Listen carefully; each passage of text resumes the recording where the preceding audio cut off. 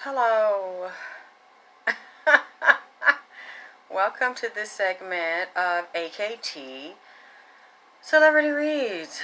I'm your host, Alexis K. Tyler.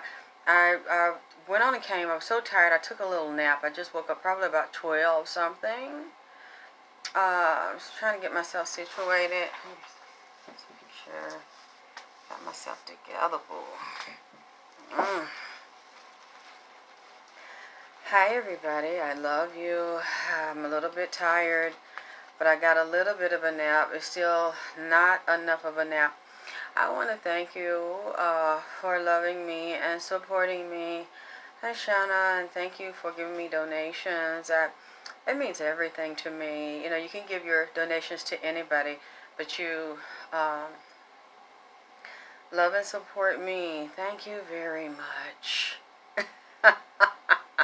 I love and support you too. Hi Antoinette. Hey Shauna. Hey Patrice. Hey Roderick. Thank you for the hearts. I love the hearts. They're absolutely beautiful. I need all the hearts I can get. I am very, very tired. I wanted, I thank everybody for being patient with me wanting a reading. I'm sorry you guys, but I can't get to all the readings right now. I have so many. I probably won't be able to get all of them done until... Well, no, let me take that back. I can't get all of them done, but I probably won't answer a lot of them till March. Thank you, Daphne. Yes, my Nipsey. My Nipsey Hussle, King Nipsey Hussle, King Nip, Queen Drip. Necklace. So I thought it'd look really good with the nude colored jumpsuit. I want to say... My name is Alexis K. Tyler. I am a psychic medium. I do these readings for entertainment purposes only. I do not know the people. I do not claim that what I'm saying in these readings are true. I see and hear people so-called dead, physically dead, yet still alive. They're alive to me. I love them and respect them. They're the same person. It's just the physical body's dead. They get up out of that shell, and they're still alive, moving, walking, talking, not ghost. That's disrespectful to them. It's disrespectful to me. It's demeaning and degrading. They're not ghost. It's still the person, the soul of, the energy, the mind of the person, especially when they have their memory intact. They know where they lived, what they did, how they lived, who they were around, and when they come in here, I can look at them, hear them, see them, and they tell me their name. I can identify them. Hi, Chess. So, this is for entertainment purposes only. This is alleged, this is what I see and hear from the other side, okay? Coming and talking to me. And I am so honored to do it. Now, okay, now that that's been said, I want to say to you, again, this is one of those very nasty reads, baby. It's a messy read. And it's a read that, hi, Katoya, I don't want to do. Because, that's why I'm giving as you can tell, you can probably hear in my voice, I'm tired. And I'm very troubled by this reading. I was troubled by the one I just did. And this is part 2.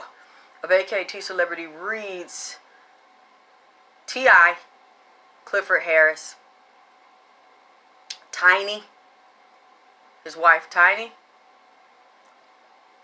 Shawtylo, done it all, done it all, done it all, Mitch and Bankhead and it all me.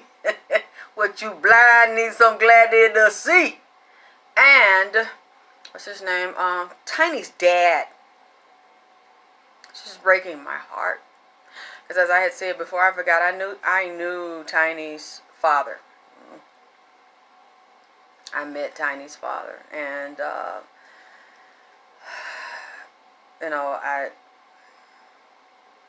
knew him. And, then I stopped talking to him. We parted ways. Not on bad terms. I have nothing bad to say about her father. But I forgot I knew her father. And we talked. He's been in here. He won't leave. He asked me for something to eat and something to drink. and I'm going to give it to him. And I said, you know what? I forgot that I knew you because it's been so long. And it's amazing. I'm like, I can't believe that you found me. You remembered me and you found me. And the daddy is Charles. Tiny, T.I.'s wife, Tiny's father's name is Charles Pope. And he died July 12th, 2013. If I correct me if I'm wrong, 2013. His birthday was August 7th, 1936. Just had a birthday. And it was saying that he died from Alzheimer's. Highlandese. So I honored him. I don't want to do this reading. I didn't know. I wasn't sure, so I didn't promise you to come back to do this. But I wasn't sure it would be a part 2 to this, but I kind of had a vibe that it would. The father has been crying. Charles Pope, Tiny's father, has been crying since we did the reading. I did the reading the other day, and he said some very disturbing things to me. And again, I don't want to repeat them, but I am obligated to repeat them. They trouble me. They very, oh, you think that's heartbreaking? Yeah. Let me, I want to light some sage on this one, because this here is something. As you can see, you see those candles, the spirits are here, the entities are here, and they'll let me know if it's something her father does not want me to say, then I won't say it. Several of them are here. Shawtylo has still been here. Yes, I know he had a group called the Temps. He was a musician, and again, like I said, when I used to talk to him before he physically died. So I'm not saying I just started talking to him now. No. It was years ago I met her father. I used to talk to her father. And now that I see and I saw the picture of him, I'm like, wow, he wasn't lying. That's really her father. That's the man that I used to talk to. She reminds me of her father. Tiny reminds me of her father. The way her mannerisms are, the way sometimes she talks very slow and very methodical. Not slow like dumb. Because I don't think Tiny's slow or dumb by any means. No, that's not what I meant. Her father, thank you Sharon for the donation. Her father, to me, the way I describe him from what I knew, was a very calm, very relaxed. He always talked very low. Very elegant man. Very clean. And he was very intelligent. He was a very brainy man. I think when I knew him at the time, he dealt with something with insurances and real estates. The way he made his money was brainy. He didn't really work with his hands. He had very nice, very well manicured hands. And he was very clean. He was a small man, petite, very lightweight, but very clean, very well groomed, very well dressed, very smooth, very cool, very respectful to me, very charming. He was a charmer, a very elegant man, from what I can remember. And when I looked at his picture, somebody sent it, I said, oh my God, that's the man. That is the man that I knew. A thinker. Very, very, like I said, very graceful. I have nothing bad to say about him. From what I engaged him, nothing bad to say about her father. But I do see some things about her, the way her mannerisms are, and the way she moves. And I remember how he was around me. That's her father's. That is his child. And I remember in her face, middle of his face, and meeting him, she has some similarities to her father's face. The only thing is she's just very light. Thank you for the donation. Thank you, Trisha. Thank you so much. God bless you all for donating to me. and giving me the ability to come back and do the readings for you until I decide where else I'm going to do them, because I can't keep doing all this information for free. Okay. I guess I'll start off with him. I want to give offerings to Nipsey. Beautiful King Nipsey. If it weren't for him, I wouldn't have even started these readings 2 years ago. And Nipsey went and got T.I. He went to got Tiny's father and Shawtylo. Nipsey went and got them. And both of them know T.I. and Tiny. And for some reason, y'all can please correct me if you find evidence that I'm wrong, Tiny's father doesn't like T.I. for Tiny. He said they had problems and arguments before that he knew about. He really wasn't too crazy about T.I. He didn't want them together. There's some issues, and he felt like she was being abused and taken advantage of. She was with him not because she had to be. She must have been with him because she picked him. Because she was already established and already inside of the industry, so she didn't need him. She must have wanted him. They must have picked each other, and made some type of agreement. Let me open this up, because I really need this from what I'm going to tell you all, that I don't want to tell you all. I don't want to be in this at all. Okay. Thank you, Nipsey. I'll call my agreeable ancestors in here for protection, because I'm going to need it. And another person that came up in this that was also friends with Nipsey, and he wrote a song to tribute to Nipsey that also knows T.I. and Tiny and that whole gang, is Young Thug. Young Thug, oh boy, something just, that just a chill went through my chest right now, because I don't want to talk about Young Thug either. I mentioned Young Thug in Nipsey's readings maybe over a year ago. And Young Thug, I will say this, Young Thug loves Nipsey. Wait a minute, let me make it very clear, that's not what I meant. Young Thug did not have anything with shooting and killing the physical Nipsey Hussle. No, I believe he loved Nipsey. So let me make that very clear, that's not what it is. No, I don't believe, let me make that very clear, because I would say it. Young Thug did not kill Nipsey in the physical. Did not have anything to do with the setup. That's not what I'm saying. I made it very clear who I felt was involved.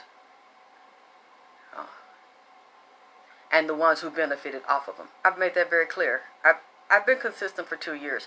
Why? Because it's what Nipsey has been consistently saying to me for 2 years.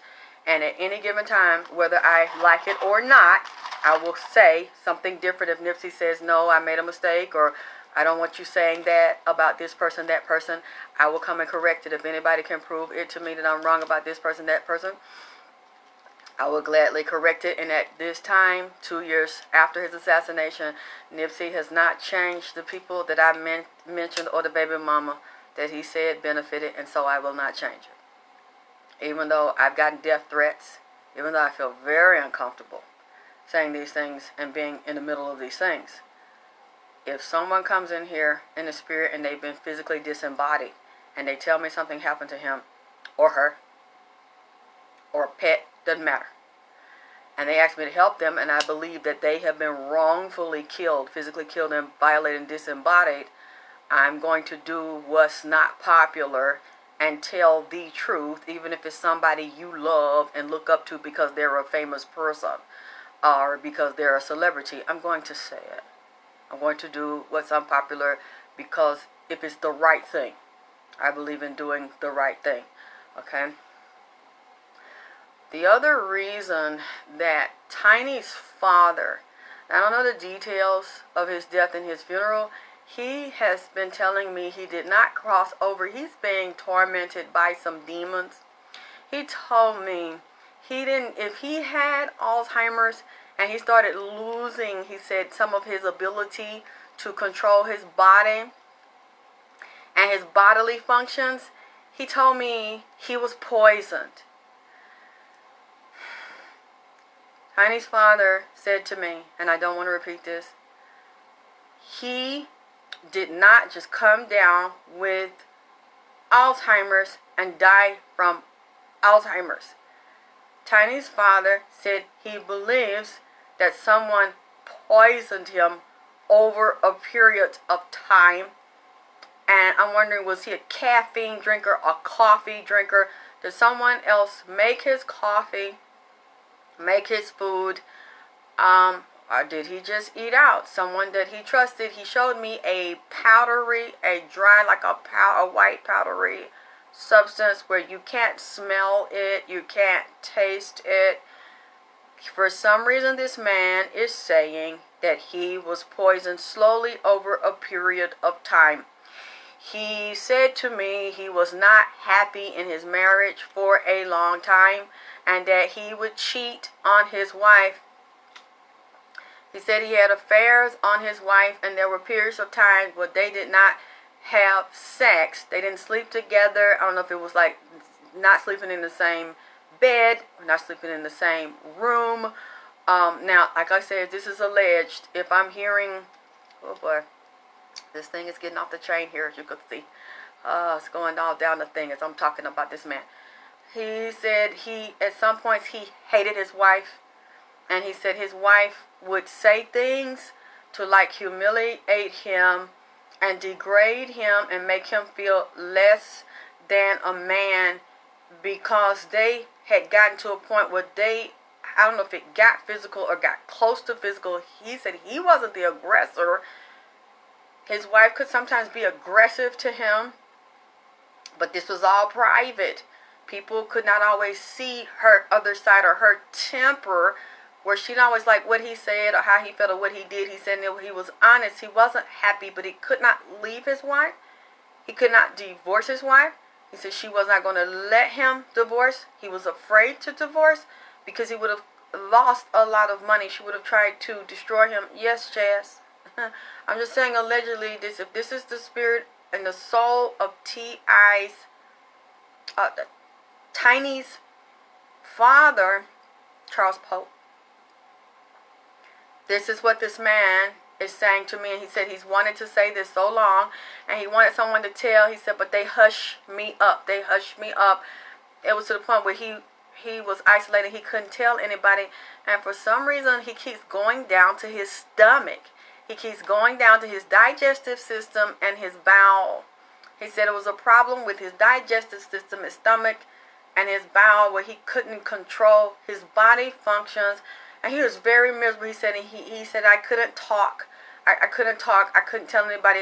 I don't know if that's true. I don't know if he was isolated and a certain group of people or a small group of people were taking care of him.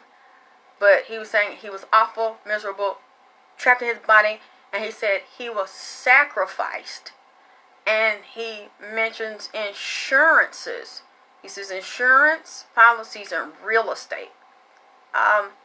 He said I understand if he was married, and of course his wife would get his things, and however his will, I don't know how his will was.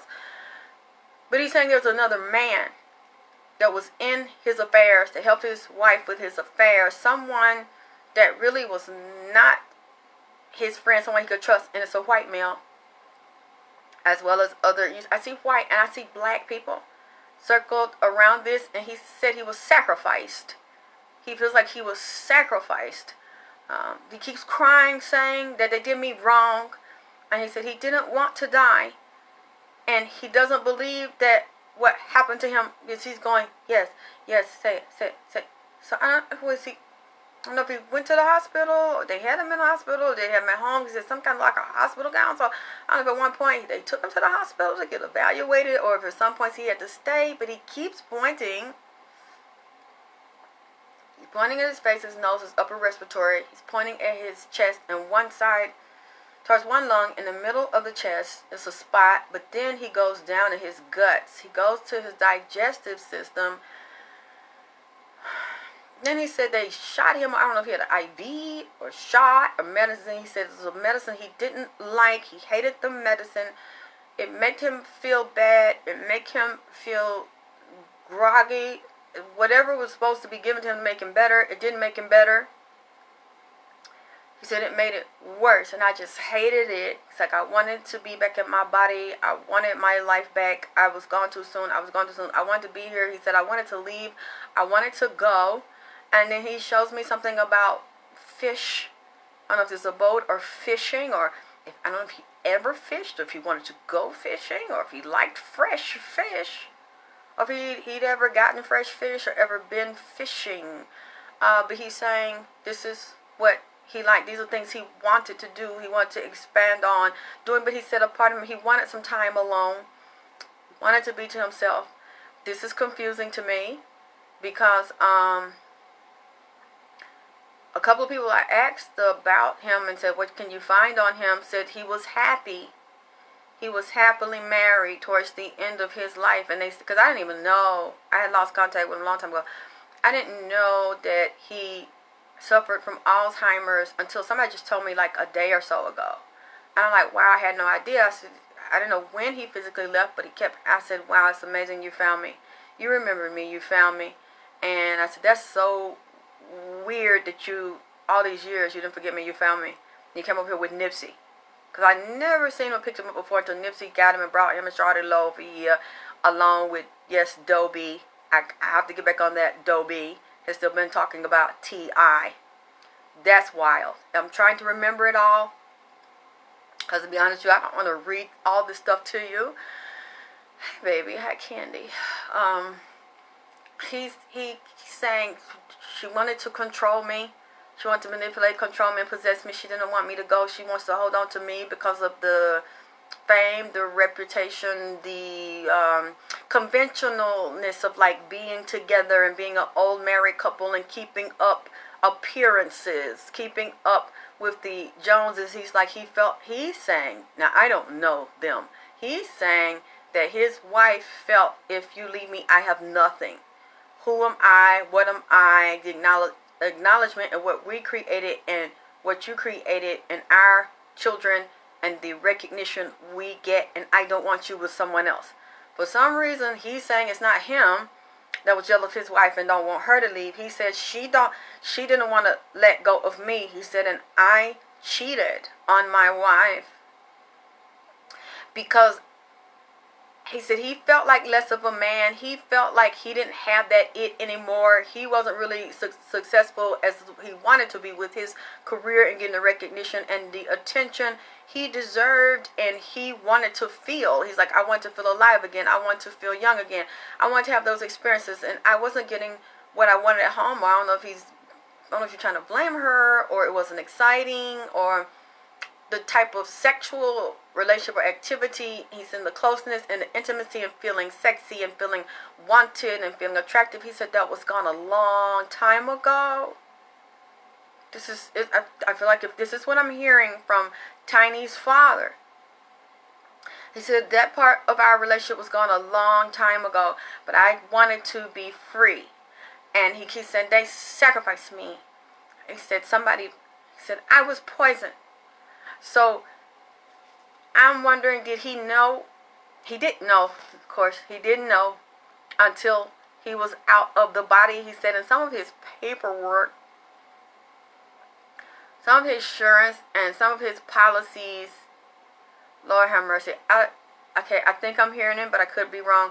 He said when his mind was slipping, he signed something or somebody had him hold his hand and help him sign something that would not benefit him. Well, Candy, you know that who that is, cuz. You know that cuz. Really, they call Tiny's mama. Okay. I'm not directly accusing anybody. I'm just repeating what I believe. Believe this man is saying. And the soul body. And the higher self. And he said he cannot. He's been stuck all this time. He could not evolve. He didn't have anybody that would listen to him, that he could talk to tell his message, to pass his message. He said he loves his children and his grandchildren. I wonder, does he have a son? Because he's mentioning something about a son and something unresolved, incomplete about his son. If Tiny has a brother, I don't know if he has a brother by someone else. He's mentioning family conflicts and disputes. He said, but those went on a long time in the past. Disagreements, conflicts, and disputes. Okay, you see it's doing what it wants to do here. So I'm going to let it do what it wants to do. Unless, wait a minute. God damn, you're getting too out of control. I don't want to burn the table. Oh, boy. You see that? When I mentioned family disputes? Ah, shit. This thing. I have to get something to get this in control. Okay. He's upset. Yeah, shit. Calm down. You see this screen over here? Oh, when I said disputes and disagreements, and he mentioned the son. Someone that he has a son. What the hell is going on with Tiny's father's son? Or is it this be the son by the same mom? You see this here? And there's a woman over there with him now. There's another woman with Tiny's father. And one of them looks like a Native American woman. Or one's a Native American grandmother that he have. And there's a white lady over there with him too. And there's several people over there. And there's a little child. A short child like a boy. So I'm wondering who had a child in his family that was close to him that he knew. You see that? Isn't that gorgeous? Oh, wow. So I don't know who the child is. It's a son. It's a couple of children. And it's a little girl. It's a church. It looks like a country town. A country church. So I wonder, did some of his people come from a country town or a country church where they would go to church or where he grew up at? I know. Hey, cool. They said, hey, cool. They said, hey, Nip.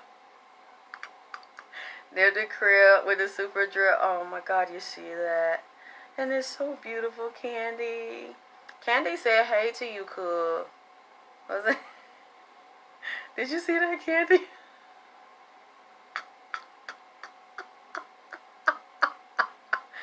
Candy said, hey.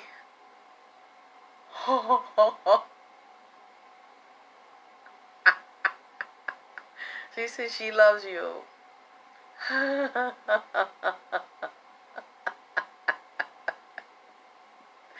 She said, hey, dear. Candy Rain says she loves you.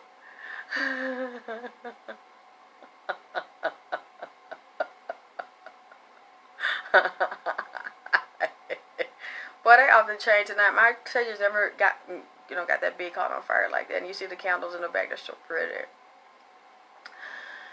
Ooh, okay. I think so far right now, that's what the father is saying. And it's so sad. He said, I miss my body. I miss my life. I miss singing. He said he loved to be outside. I know, wasn't it twin flames? He said he missed his life. He said he missed traveling. He loved nature. He loved the outside. He loved the sun. He loved to sing. He loved to dance. And he loved to love. That's what he's saying. And it's just so painful.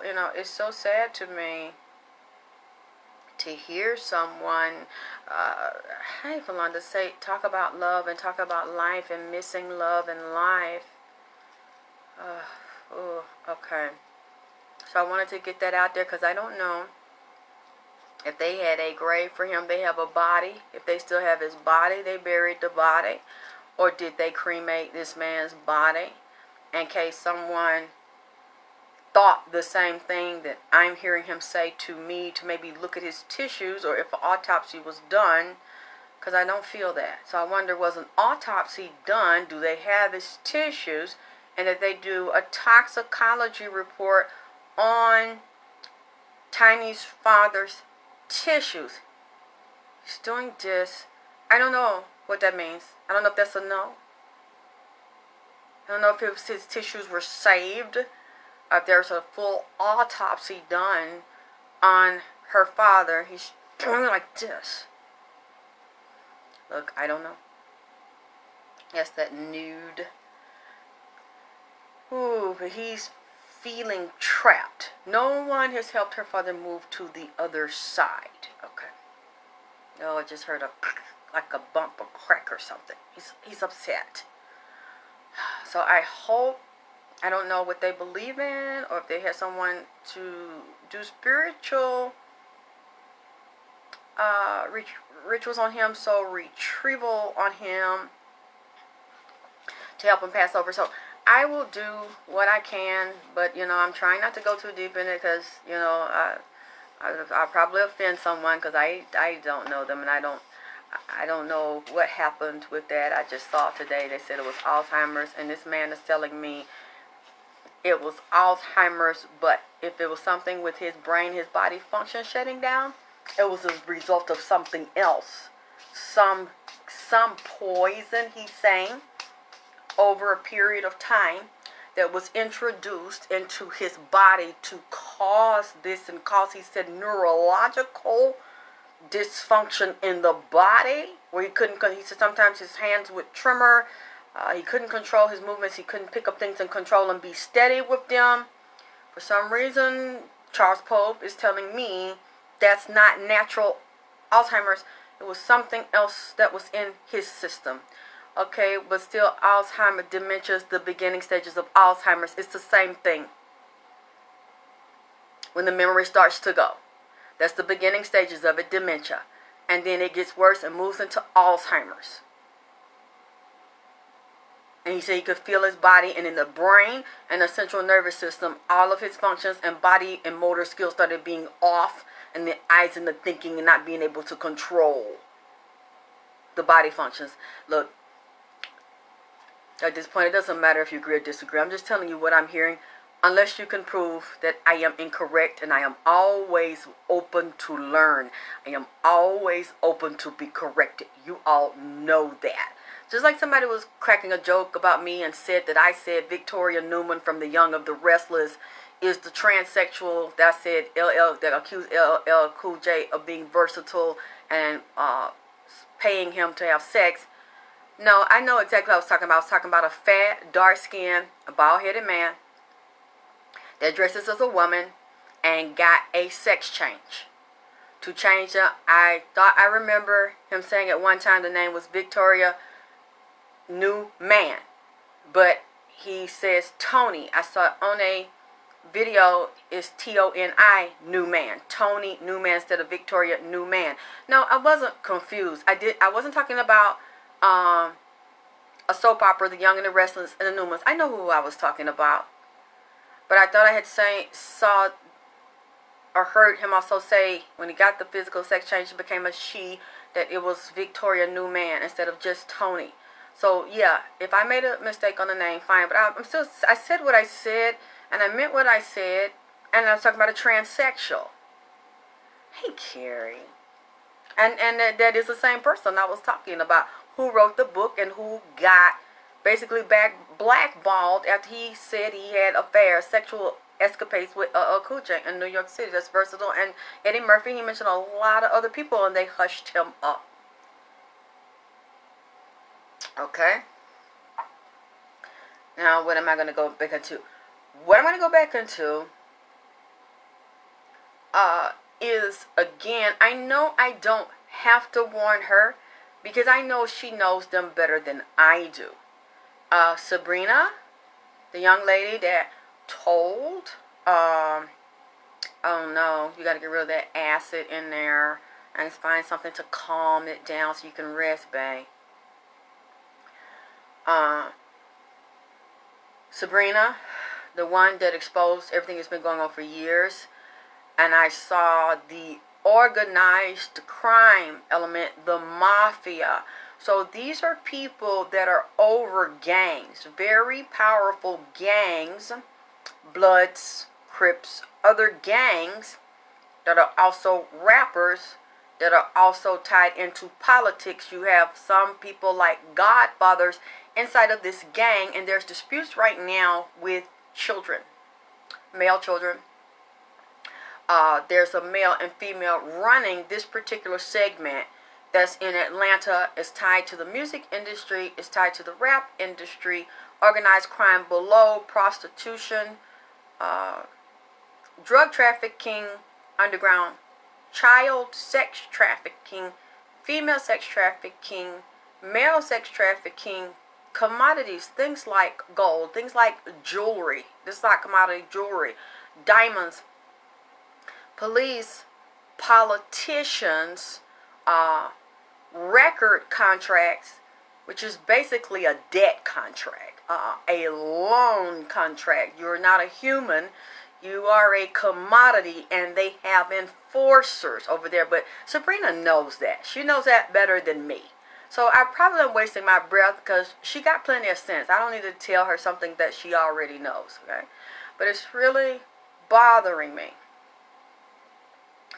And I see people on the phone talking to people in prison about her and about the whole situation. And I'm hearing not only do the labels have their own goon squad, because it's mob owned. Also, the artists, most of these people are gang affiliated and have their own goon squads. Okay. She knows that.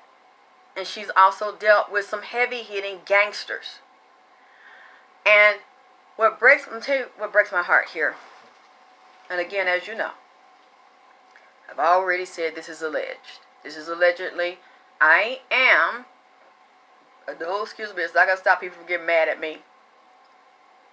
I'm not saying I know this for a fact. I'm not saying I know these people.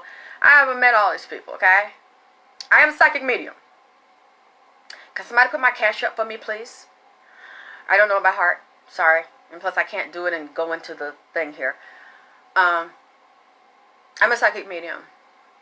I hear and see people on the other side. I talk to spirits. I talk to souls. People come in. I don't pick them. I don't seek them out. Nipsey keeps me busy. Nipsey picked me. Shawtylo picked me. Tiny's father picked me. Doe B picked me. All of these people that I do readings on, unless someone gives me a donation and say, hey, do a reading on this person, do a reading on this person.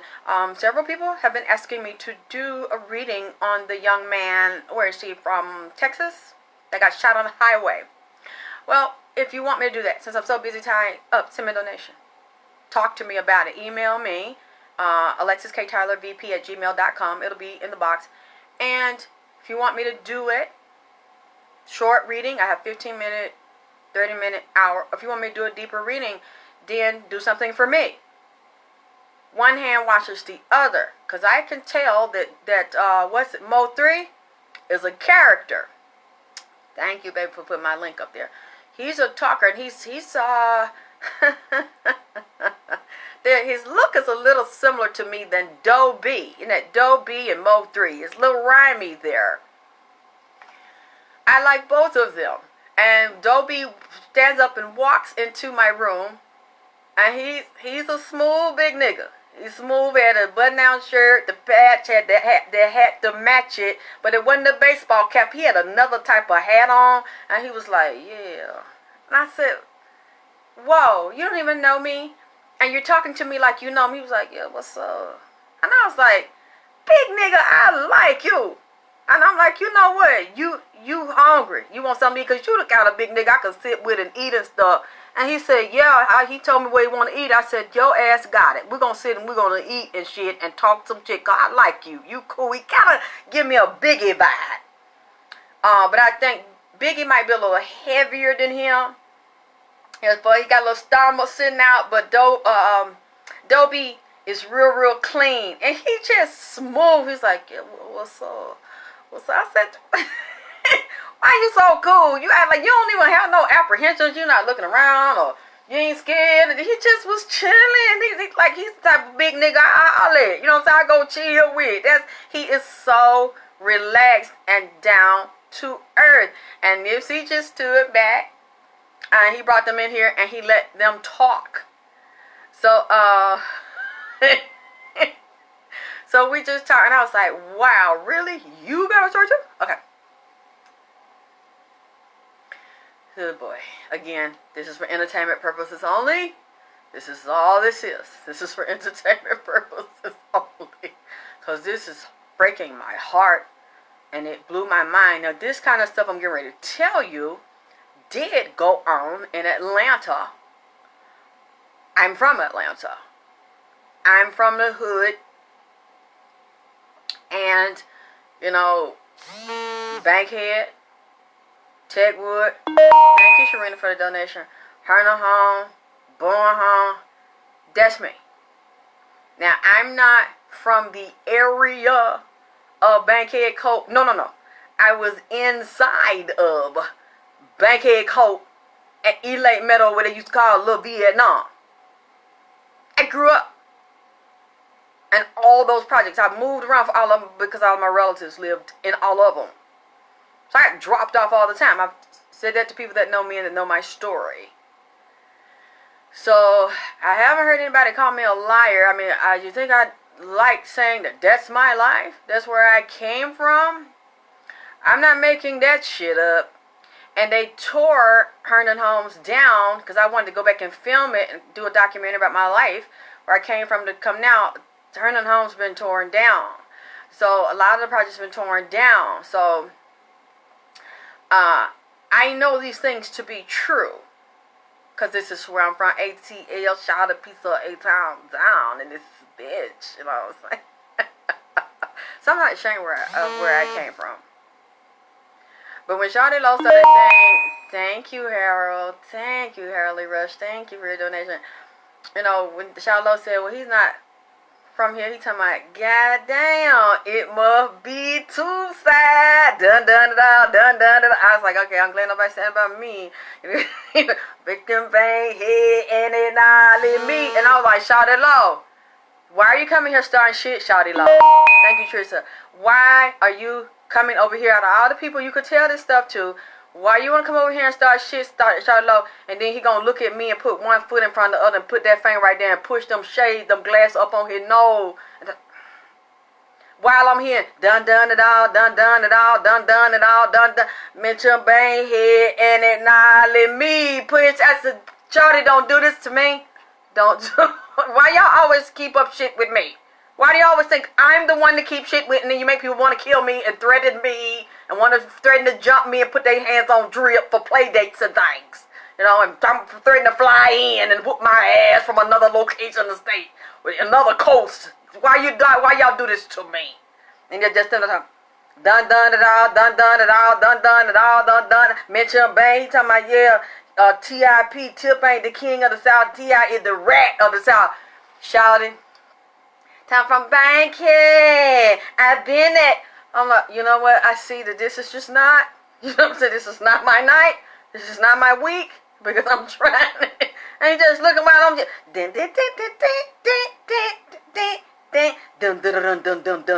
Shawty. Shawty. Now you know, cause see, I met Shawty before, and Shawty's the same way, dope bitch. What's up? He real smooth, Shawty, real cool. And that's the same way he gonna stand on me with his one leg out with the shade and do this right here with one finger. You know, so I'm just like, y'all gonna get me in trouble again? Y'all gonna get me in trouble again with this shit, and then you gonna bring the other big nigga in here, the cool, smooth ass nigga, damn Dobie head. So, then Tiny Dad, that's, shit. This is really gonna be some shit here, cause Tiny Daddy won't leave. And he said he wants something to eat too, so we got to feed Tiny Daddy. I just don't like to be in this because I already know it's probably some hard feelings about me, because I know certain people connected to them camps already don't like me, you know, and I've already gotten messages from people in that camp that I better leave Nipsey baby mama alone. I better not say Nipsey baby mama name no more, or it's going to be a problem and some repercussions. I need to keep his baby mama Lauren name out my mouth. Don't say her name Lauren no more. I need to not say her name, let it come out my mouth no more, Lauren. That's what they said to me. that I better not mention her name in public, Lauren. Don't say the baby mama named Lauren no more. It's going to be a problem if I say her name out my mouth on video again, Lauren.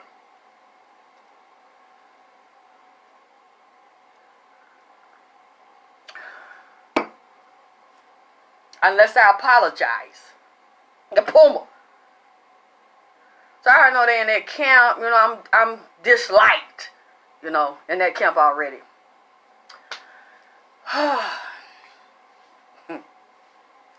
Dun dun dun dun dun dun dun dun dun dun dun dun. Like I said, if I believe I'm wrong and I know I'm wrong and you can prove I'm wrong, I will apologize and I will stop saying it and I will take all this stuff down. But to threaten me, let me, better not, catch me, and all that kind of shit, I ain't nobody's child. Everybody say what the fuck they want to say about me. All these other readers say what the fuck they want to say about everybody and run in on every fucking body. And ain't nobody threatening them and shit. But why I let me, better not, and catch me. And the same thing. What they were doing was Denzel played that part and Cuba Gooding Jr. played on where Frank Lucas went in there on Cuba Gooding Jr. Who was that the other drug dealer, I forgot his name. They said, is that the one he played where they call him a snitch? And real sharp. And he was like, don't be making your dope you sell with no blue packet just like mine with blue magic on it. And that because people get it confused and don't let me see you do that. I better not catch you doing that shit. He was like, let me, better not catch, you better not catch me. Yeah. Like I'm a child. Thank you, Lizette, for the donation. Thank you. Yeah, you better not do that and say that. And you better not call Nipsey name no more. And you better not.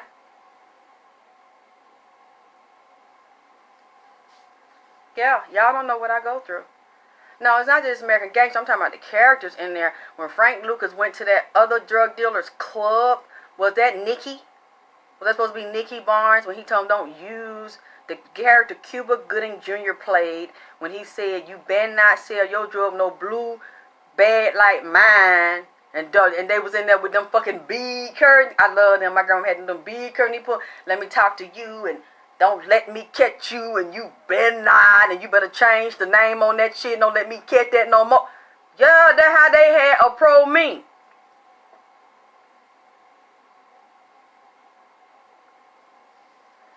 Anyway, we're going on into it because I know it's going to be some messy shit because, you know, they don't like me.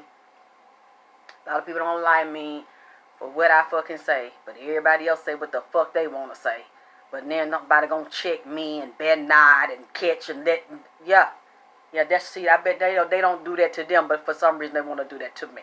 So, anyway.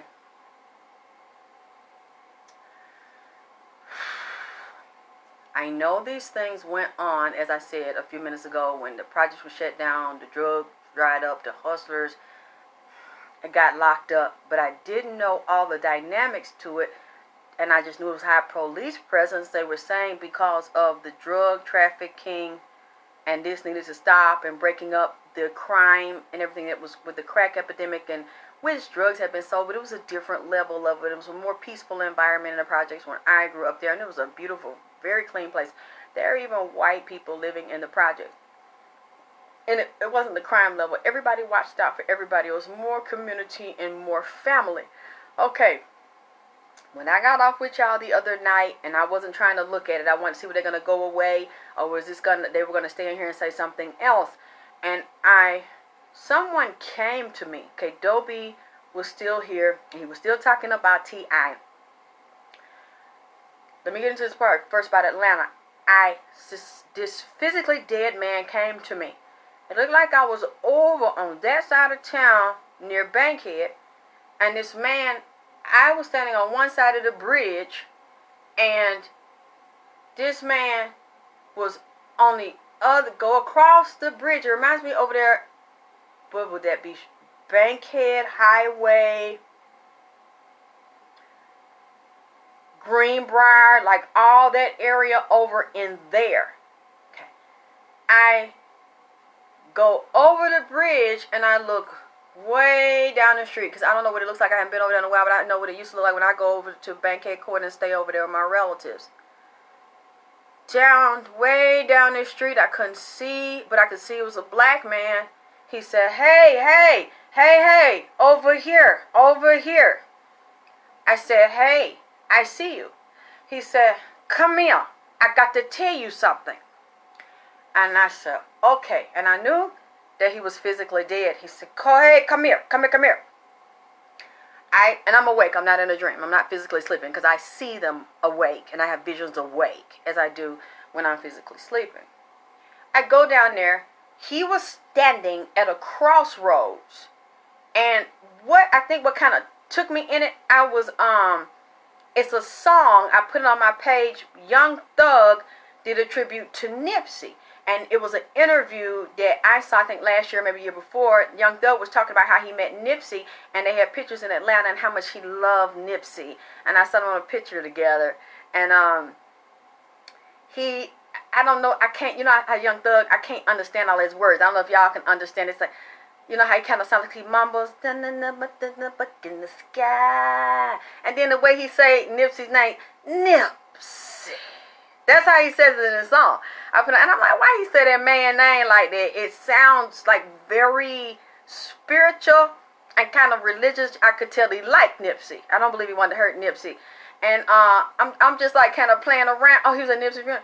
He was like, I put it on my Facebook. I forgot the name of it, but I love it and I love the flow of it. He's like, in the sky, I tell you why, Nipsey. That's why I said that. I like that. So I have been playing over and over and over and over. And then Nipsey's talking at the beginning of the song. They just come in here and talk. I don't go look for them. They come here. They get my address. They come here. And so I'm looking at, and I'm just singing, and I'm like, well, no. Then it's a, meet me at the crossroad, you can be lonely. Meet me at the crossroad, you can be lonely. I said, and I'm gonna tell everybody, and I'm gonna miss everybody, oh Lord, and I'm gonna miss everybody. And then I'm going back to this guy that says, hey, come here. And when I get all the way down there, he has a gun on him, and he is standing in the middle of the street at a 4-way stop sign. No, they don't freak me out. Just when they make me sad, like what I'm saying now. And then I remember Nipsey's store at the Marathon. I think, isn't that a 4-way in front of the store? There's a 4-way red light, so that's also a crossroads. Those are crossroads. That's where Legwell lives, at the 4-way crossroads. Big portal to the underworld and back. I get down there and I said, oh shit, what am I getting ready to see now? Because here come Bone Thugs and Harmony. After I'm listening, I'm replaying Thugger doing a tribute to Nipsey. And I'm going, and that tune, the way he does the rhythm of it, for some reason it reminds me of the same rhythm of Bone Thugs and Harmony and Meet You at the Crossroads. I Miss My Dog and Why They Killed My Uncle Charles. And then this guy, I'm at the crossroads on that side of town where Bankhead. When I get to the crossroads, he shows me a gambling house, a dope house on one corner, and a gambling house where it's these chips. I see the red chips, these different colored gambling chips, these decks of playing cards, a whole bunch of money, drugs and alcohol, where they go in there and gamble and make a lot of money. And he said, my main woman, and we had maybe an older woman that would cook. They had this business set up out of the gambling house, and then on the other side they had a drug house. And he said, this is what we would do. And on certain nights we made a whole bunch of money. All the gangsters, drug dealers, they would come and make a lot of money in the drug house. And in the gambling house too, gambling. And they had people watching the house, and everybody didn't know about it. On the main players and people were in that life would know where to go to gamble. And then they had the part where the people would play the numbers back then, before, after our spots, before the lottery took it over. You know, it was big business, like in the movie Hoodlum. That's really true. That was big business. So, allegedly, from what I'm seeing in the spirit, he tells me T.I. knew about the gambling houses and the drug houses, and said that allegedly these people think on the other side that are physically dead that T.I. was not a part of those communities. He had a deal with police. They also mentioned something about GBI and FBI. There was some type of program, and I heard him say the word COINTELPRO, some type of program to infiltrate, break down, and destroy those organizations. He said he infiltrated them through certain gangsters and drug dealers, and they thought he was their friend. He was hustling, but he wasn't hustling like down inside a Bankhead Court. And I'm not saying, maybe he was from that area, what they called Bankhead, like Summerhill,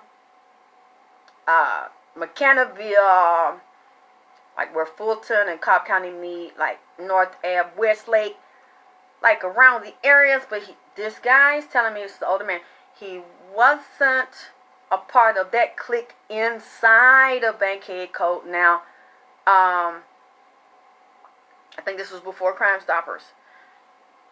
He said what he would do, because he was young, he was younger than some of them. The deal he made secret that he said they did not know about was to infiltrate it, but he acted as if he wanted to do business with them. He wanted to be a part of the organizations like the family and build it up. But what he really wanted to do was become the king of it and eliminate all of the top players playing chess, knock you off the board, but set you up to knock yourself off, and you don't know that he infiltrated it and instigated the shit. So he would do things like, there's 2 drug dealers, but they're not just any drug dealers. He would pick top ones and people that were top running gambling houses and drug houses, infiltrate it, buy dope, cook it, break it down, sell it, to act like I'm with you, I'm doing dirt with you, and then tell one big drug dealer, let's do the example, it's 2 big drug dealers. You're going to do some COINTELPRO shit. You're going to tell this drug dealer right here, you can't trust this one right here, because I heard this one say they was going to rob your drug house and set you up to try to get rid of you because you're competition to this one. And it goes, oh yeah, that's what this one said about me? Yeah, that's what he said. And I was around you, but they don't know that I know you, and I act like I'm cool with them, but I'm really cool with you. Go to this motherfucker over here. Do the same shit. And like they knocked off and boarded up Chug-a-Lug on Westlake and North Avenue. Really? At a 4-way? God damn. If you can get a picture, if they still got old pictures, I'm show it to me. Because the guy told me to meet him at the crossroads at the 4-way where a lot of death took place. So T.I. telling this nigga, I heard that he was going to set you up and have your drug house robbed. Oh, really? He done told both of them the same thing about each other. Now he going to each other, but both of them think they can trust him because he's in the middle. And then he tell the police tell him, look, you're going to warn him that this one want to bust his house. You're going to tell him what day they thinking about it. Or even if the police is thinking about it, you're going to tell him to get out, get his shit out. Then we're going to come in and bust it, and ain't going to find nothing in there. Lord, forgive me for saying this stuff about this man. Like I said, this is on a spiritual level, goddammit. I don't know this shit to be true. This for entertainment purpose only, because it's fucked the fuck up. It's breaking my heart. I don't know. Like I said, I see this in the spirit. This is all for entertainment purpose. I'm just telling you a late night bedtime story, motherfuckers. That's all I'm doing. I'm just telling you a make-believe, funny bedtime story. That's all the fuck this is. Okay? They get out and they take their stuff out. Police raid. And then it's nothing there. And then he's in the middle and says, see what I told you? You see what I told you? I told you that's what I heard through the grapevine. That they police gonna bust you today. Then the bus go down. And then tell the nigga here they finna shoot your shit up. Because they moving in on, this one moving in on you. But you done told this one to move in on the motherfucker. And you know what happens here? You watch them shoot out each other and set each other up and kill each other and cancel each other out. Who's left standing? You. Because you're in the middle. Because you done told this one that this one ain't shit. And you done told this one that that one ain't shit. You passing messages like a messy bitch. Like a bitch. This is what the man is telling me. Okay. In the spirit, when I walk over there to him and I'm standing in the crossroad, in the middle of the crossroad, talking to him. Then he says, what else he say? Because once he got the loyal drug dealers out, and then some of them will be doing shit with him. He in that kitchen cooking up crack on the corner selling it. They getting pictures of him with certain drug dealers. Okay, they don't know they're being photographed because they trust Tip because they're doing it with him. Okay, they think he's their friend. He out there. He looking this way, that way.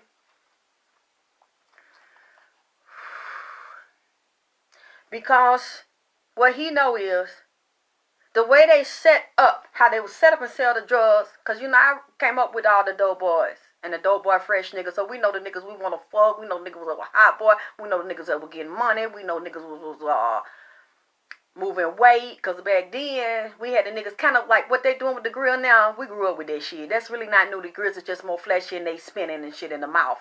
But I grew up seeing older niggas and younger niggas with the fucking gold teeth with the real diamonds in the motherfucking teeth, or with the diamonds on the side and shit, and the four golds in the mouth, them real hot ass niggas that be on the motherfucking corner risking it all, taking penitentiary ass chances, getting that motherfucking weight, you know what I'm saying, getting all that money, having all that motherfucking dope. Them was the sexy money getting ass niggas that's on the block. So we saw this, and so I saw it was ways they was choreographing this shit.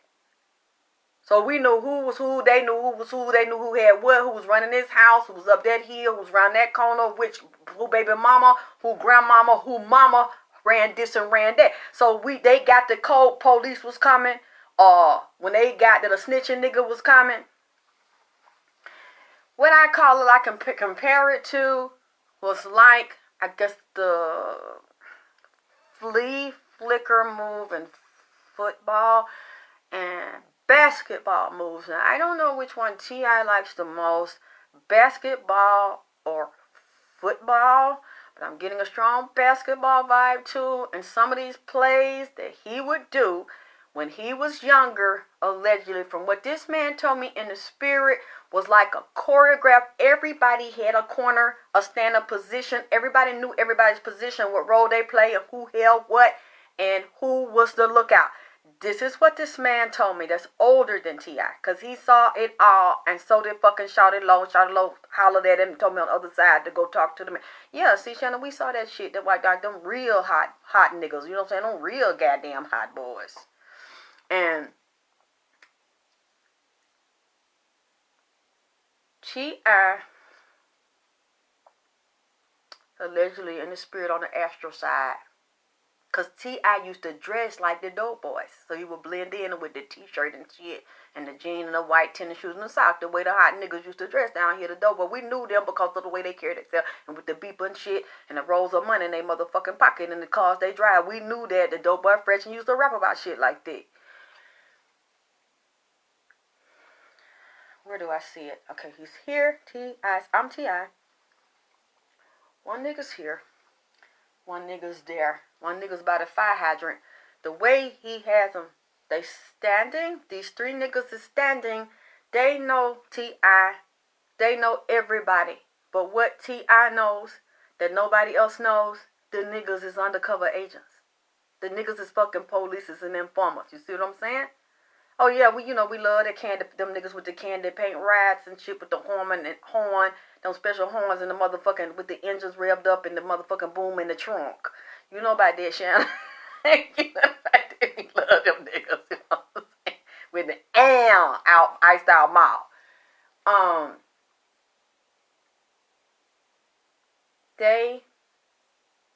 How can I say this? I don't want to say he's just a dirty nigga. You know what I'm saying? At least a dirty nigga in the astral. Like, that's what they saying about this nigga on the other side. Okay? Because I'm not saying it's physically here. I can't prove it here unless people end up hearing this that know about him and come forward on the shit. I mean, but that's already what's being said.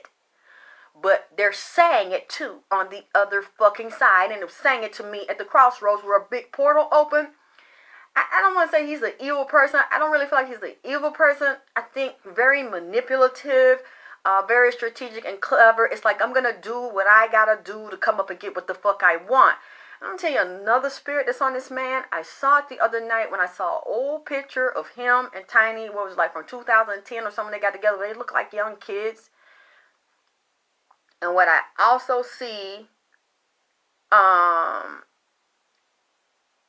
on this side, I'm going to tell you the couple that I see on them, and I don't know why, but T.I. gives me a very, and feminine. Feminine, that's some real feminine, treacherous shit to do. But I see a lot of men are like that, and a lot of people in the industry are like that. Just like men. You know, don't talk to Alexis. Well, why? You know, because, I used to know her. She's a hoe. I be fucking her all the time. Nigga ain't never fucked me and don't fucking know me like that. Might have said hello to me, but by the time you finish, I fuck everybody. And don't say nothing. Just don't fuck. Then you never get to know that I'm not like that because they don't talk to me, don't fuck with me. She do dope. She do threesome. Me and my buddies used to take turns on her. And there, niggas do stuff like that. Niggas lie on your pussy like that. There's a lot of niggas that get successful like that and constantly create strategic diversions and straight out fucking lie on other people, or a bitch that don't want to fuck with them, but they don't want to see you having that because you want to do what the fuck they want you to do. They just like will blackball you, and I've been through that my whole fucking life, and he reminds me of that type. I'm gonna tell you another person, and I know, okay, I might as well go and say it. Fuck it, I'm not gonna even worry about the backlash. Will Smith and Jada. I don't know why.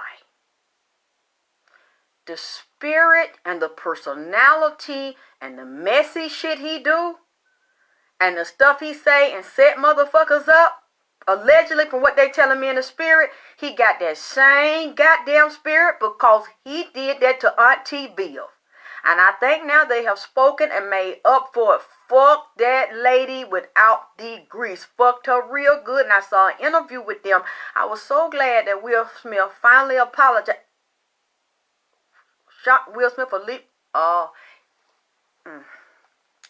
Will Smith finally sat down with that lady that played Auntie Viv, and he apologized to her, and he explained his insecurities, and he wanted her love and her approval.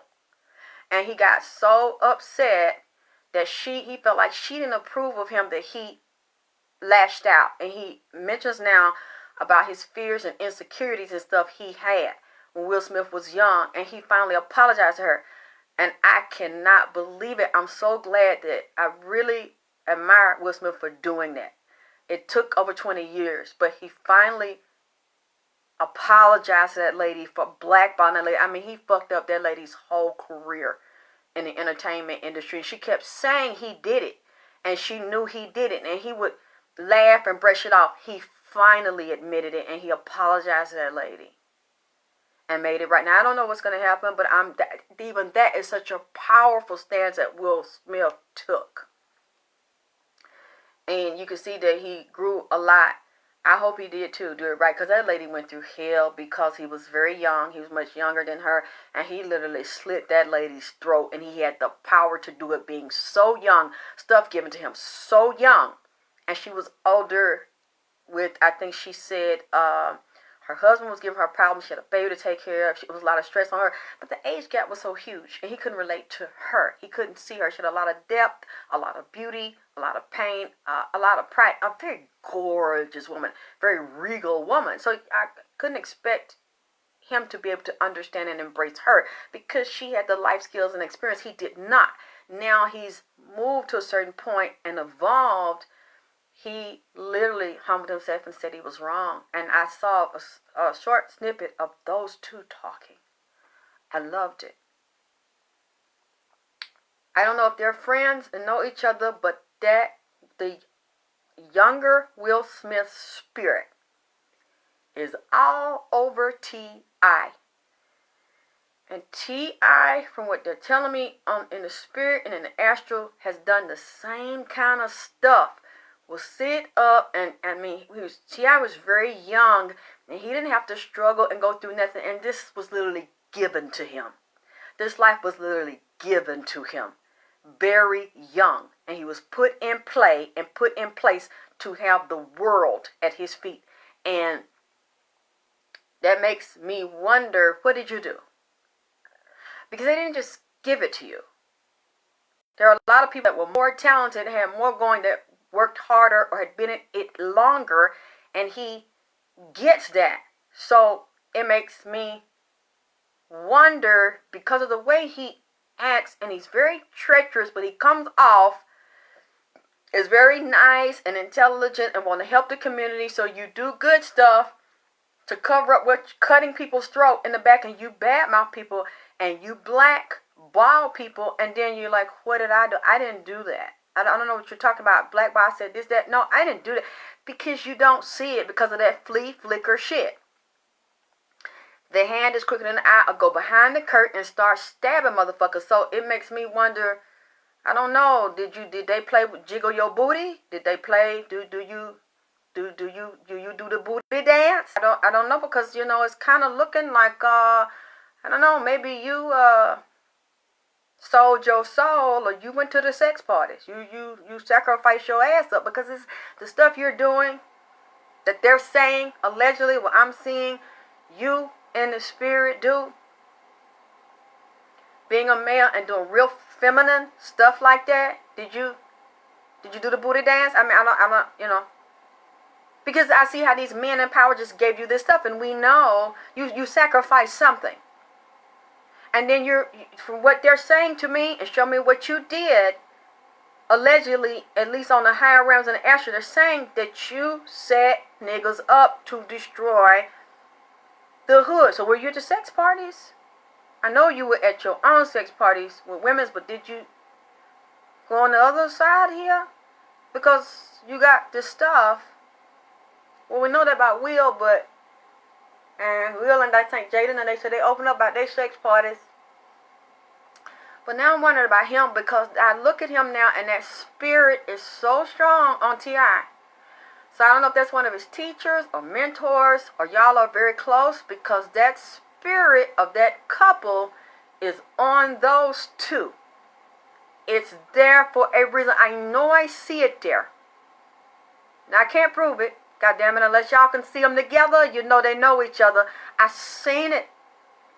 He's doing them same childish, feminine ways in the spirit, fucking someone over, and then all of a sudden their career don't go nowhere, or saying you don't know them, I didn't do that, and then get off camera, get a bitch, jack a bitch up, pull that fucking pistol, and then Sabrina goes, Lauren London knows he pulled the gun on me. Now let's see if somebody sends Sabrina the same message they sent me, and tell her to shut the fuck up and keep her name out of her motherfucking mouth. Because she sure said the whole name, the first name and the last name, LL, so that we cannot. Who she talking about? Lauren? Who? Lauren? No, she said this shit. She said this shit. Somebody just said Will Smith is the executive director of ATL. Somebody just sent me that message right there. That means you did some kind of strange thing for some piece of change. And the spirit said that T.I. allegedly sacrificed some of his children And when I say sacrifice, they said it might not be sacrifice for physical death, it's sacrifice for sex. Sex and sexuality. Either switching sexuality or losing sexuality, where you are pimped out, prostituted, and exploited, whether they like it or not. So we need to watch the girls and the boys as time go on, because the ones, I'm not saying no names, so don't fucking ask me, okay?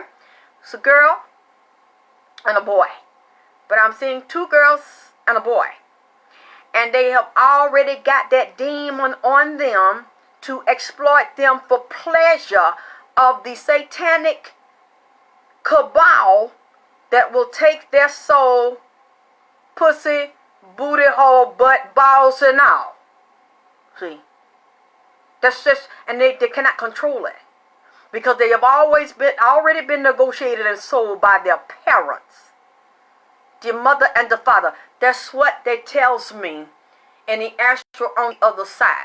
Okay, getting back to talking to the nigga at the crossroads. He tells me, not only did he set them up, he's selling dope with them, slanging with them. They don't know they being photographed, and niggas in the bushes, police is in the bushes, old police ass niggas dressed up like doughboys and shit, sitting there hand to hand and passing off, and he know where they are because he can see them. So they's like, you looking to make sure you get this, you got that one on tape, you photographed that, you recording this, you got this name, that picture. Okay. Once they do that, all of a sudden, some of these niggas start getting busted. And he says, once some of them start to get busted, they get pulled in, and it's like, what did you do? I didn't do anything. Yes, you did. We got a picture of you here, we got a picture of you there. And they like, who the fuck did this? How the fuck they know? They don't know it's him. Then some of them, he starts to admit that it's him. They know it's him. But then it's like, if you tell, you're going to have a problem, or they might find you stinking out here in Bankhead somewhere, or in the bushes somewhere else fucking dead. Because this man also told me that around a certain period of time, was this late 90s,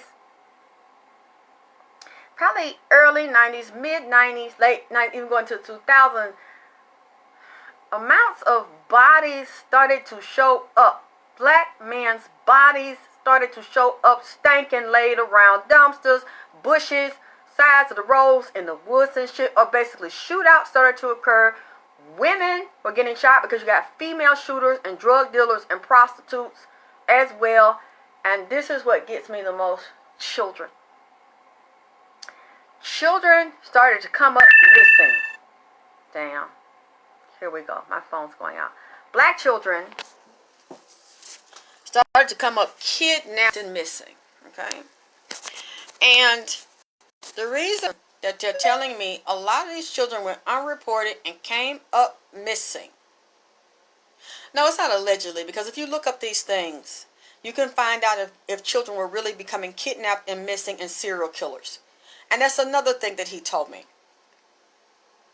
There are a lot of black people in Atlanta, and a lot of black men you wouldn't know that are predators and serial killers that were involved in the Wayne Williams murders and were involved in murders after Wayne Williams, okay?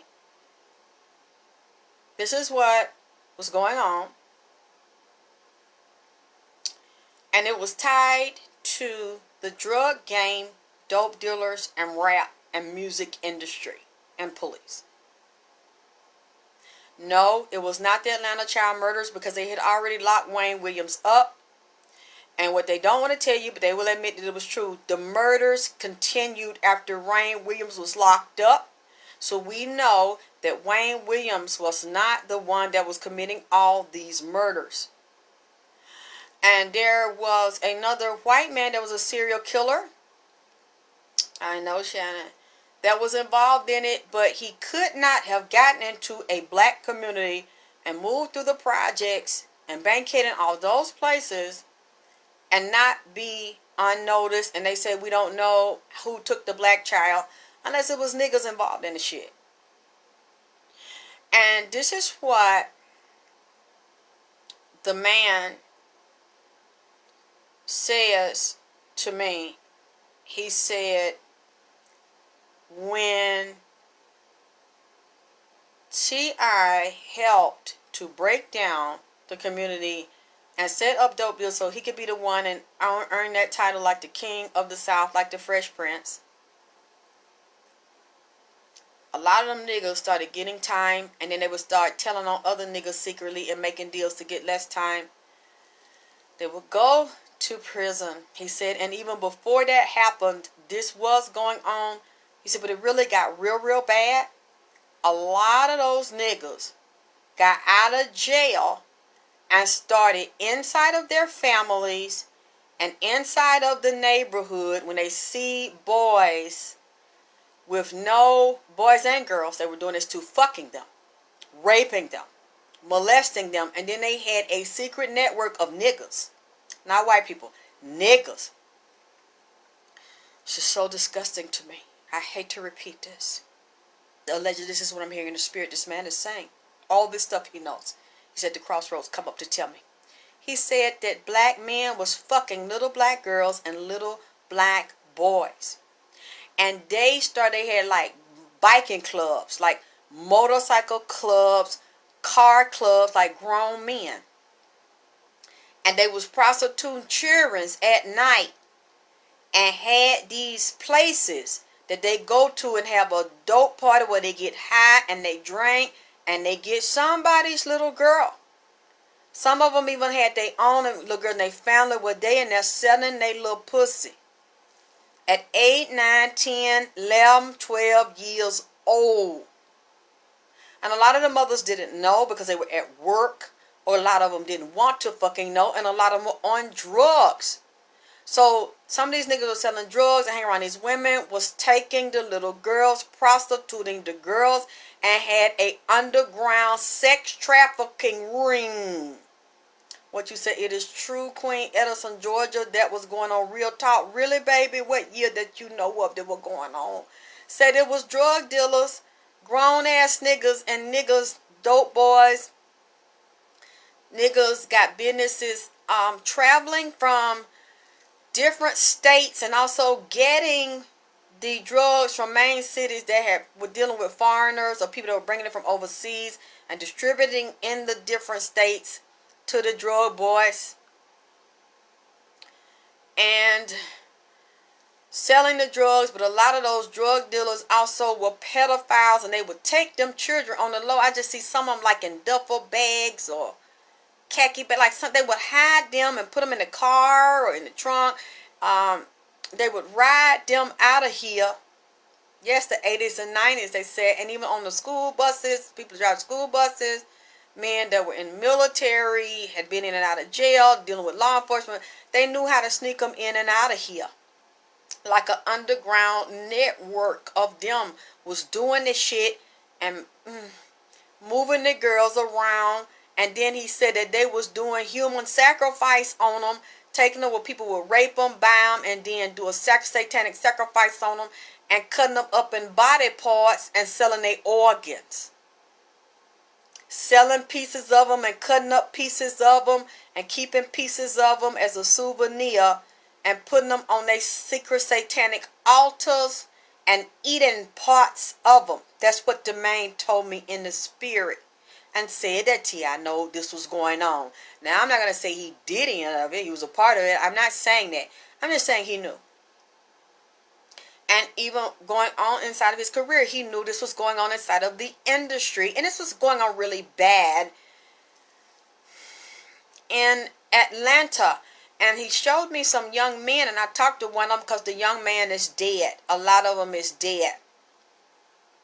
When a lot of those men, grown-ass men, got out of prison, they had a desire to fuck boys in their ass. So they would befriend the young boys in the neighborhood, young boys playing basketball. And I'm telling you to this day, y'all need to watch y'all children. And y'all women's thinking about it gonna fuck your little boy, and you got to worry about the boy getting raped because you ain't got no little girl. Oh, that's a little girl to a lot of them because they rectum will become a fucking vagina. Especially if they like that activity on the low, and they started being introduced to that in jail and like that. They started, that's what the man told me at the crossroad. So they get out of jail and either their little nephew, their little cousin, or this late at night or in the evening, they see a little boy, ain't got no mama, no daddy, Nice looking young man walk in the street. They ask them, do they want to ride?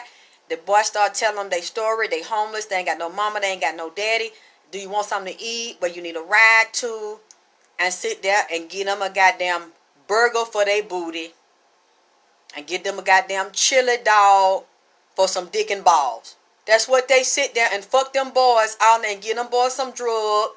Get them boys high. Or give them a motherfucking date rape or something. Pass out, wake up, asshole bleeding. Or talk them into fucking them down there at the motherfucking basketball court.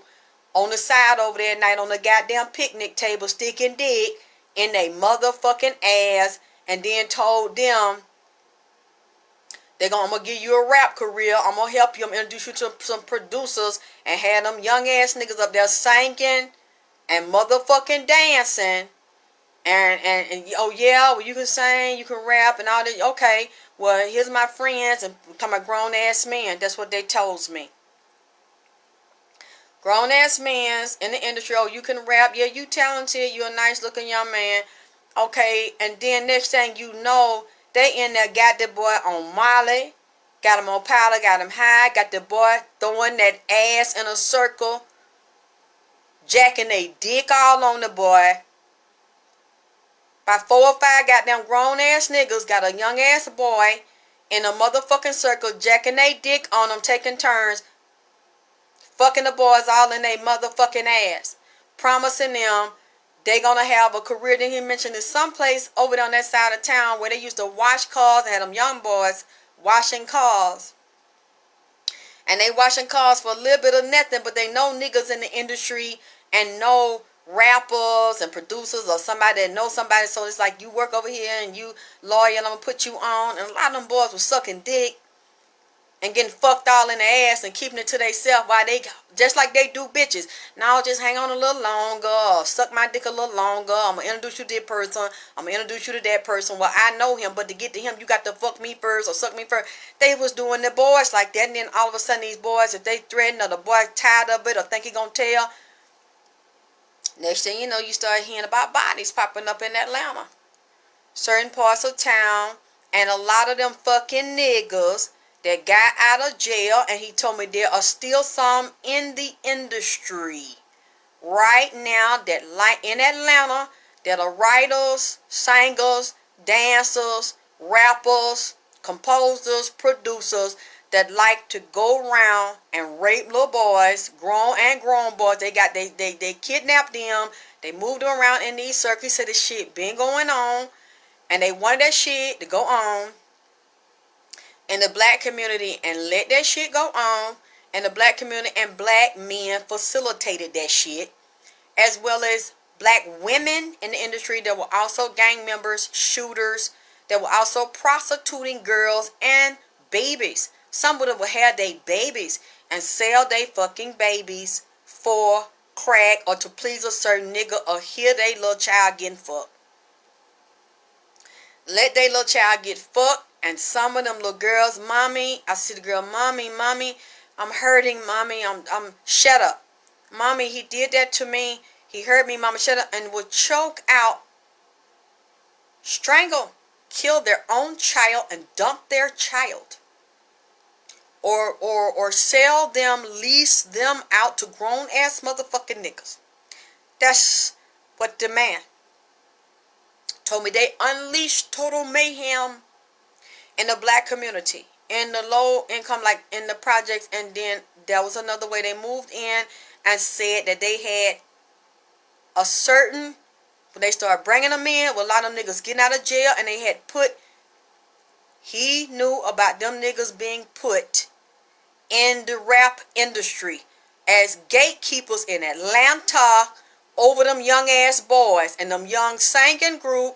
And them young rappers, them old ass men sit up there and listen to them young boys audition, pop they motherfucking finger while they drinking they goddamn drink, watching them young ass boys dance with they dick dancing hard in they motherfucking pants. To get them boys off, to give them something to eat, ride them around, groom them, tell their mama how they gonna make them a star. These mamas let them little boys hang with them because he with this label, he know this famous purple, he know this rapper. Next thing you know, the boy booty hole bust open and so And he's scared to tell his motherfucking mama because he don't want to hurt his mama or mess up her opportunity on the phone bragging and telling her friends she finna be rich and what house and shit that she wants to motherfucking buy. I'm literally seeing how they would grab some of them little boys, get them in the car. One of them Impalas or one of them big style cars, cover them little boys' mouth. I'm talking about 6, 7, 8, like 10. Under 10, under 12. Rape them little boys and then bring them back home. They're going and take your food and stuff and that to mama and tell her you had a nice time. Here you some money to keep quiet. Teaching them to prostitute they booty. And then turn them to their booty leaking, rooted to the fresh and fruity. And go on in the house. After they done put a rag in their mouth and gritted their teeth is so the nigga dick can skeet it and beat it. You see what I'm saying? This kind of shit. They telling me been going on for years with a lot of these chain yang rapping, singing, and songwriting motherfuckers that they unleash in the black community to be gatekeepers over these boys in Atlanta and are the main gatekeepers over child trafficking and prostitution, getting children selling drugs, getting children addicted to drugs under 10, and it's tied to the motherfucking rap industry. These rappers know what I'm talking about. Because they participate, and a lot of them prefer the flesh of children. Human sacrificing, eating children. That's what this man come up from the other side at the crossroad and is telling me. And I'm standing there listening to him tell me this and said, what ushered it in is this hip hop. And how they came to the hood and took them niggas went to jail.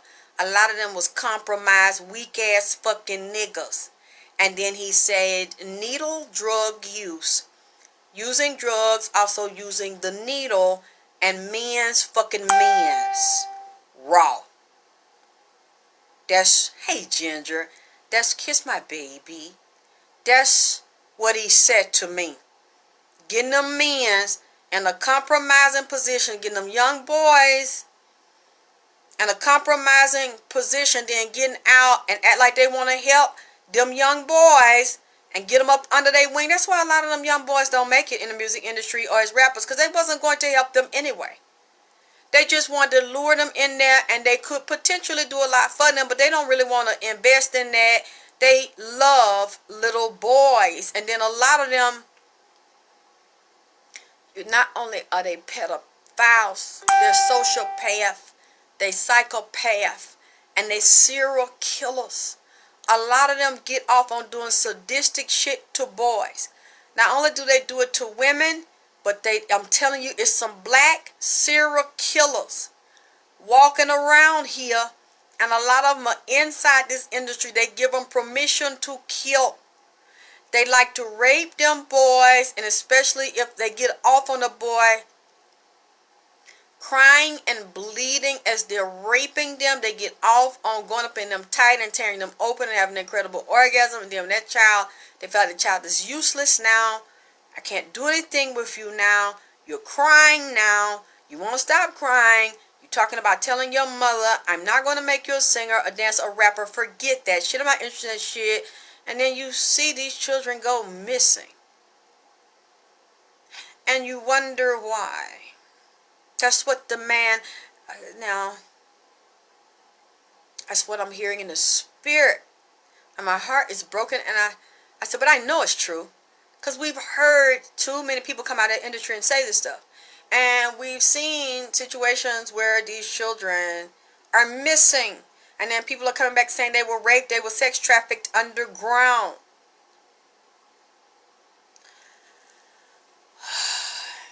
Yes, Rika, that might happen in Latin quarters, but I'm telling you a lot of that's going on in ATL. Underground, and it's a part of a satanic ritual that is done, and certain people in power, even political power, love boys and men and love to murder them, and it's like a secret club and snuff films and parties and the dark web, and they go overseas. That's what he also told me too. Nipsey told me a lot of time you see these rappers and these singers and shit talking about they done bought this island and that island. He said that shit go on when they have them out there in the island, out in the water or overseas. Well, can't no anybody just come to the island secluded like that. He said that's what they be doing over there, fucking them boys, fucking them animals, and fucking them children, and doing a human satanic sacrifice and roasting them, having spirit cooking on them to get power and favors, giving them to the different entities that want them. You see why I didn't want to repeat this? Okay, they got to do penance, or they got to pay dues or something when they have to go place like that, or they get their island. You don't get all of those gifts and not have to pay for it. There's a price you're going to have to pay. The bigger the gift, the bigger the movie, the bigger the singing deal, the more you got to pay. The bigger the sacrifice. It's usually human, a certain amount of humans, a certain kind. They will tell you what kind they want. You don't pick the type you want. And I'm telling you, y'all talking about this child sacrifice and trafficking shit don't stop. No, it have not. It just moved from one place to another place. And the shit is still going on because that's what the man told me at the crossroads. He said, this is what they love to do. He said, and these two know about it. He said all of them inside of there know about this shit, and that's what the sect is about, a human sacrifice, a soul sacrifice. Not the pleasure, sure, but it's not the pleasure itself that drives it. It's the ego and the arrogance of it. And they made a certain pact with a certain demon, a certain spirit, and you have to feed them based on what they ask for. And the drug sales is tied to this.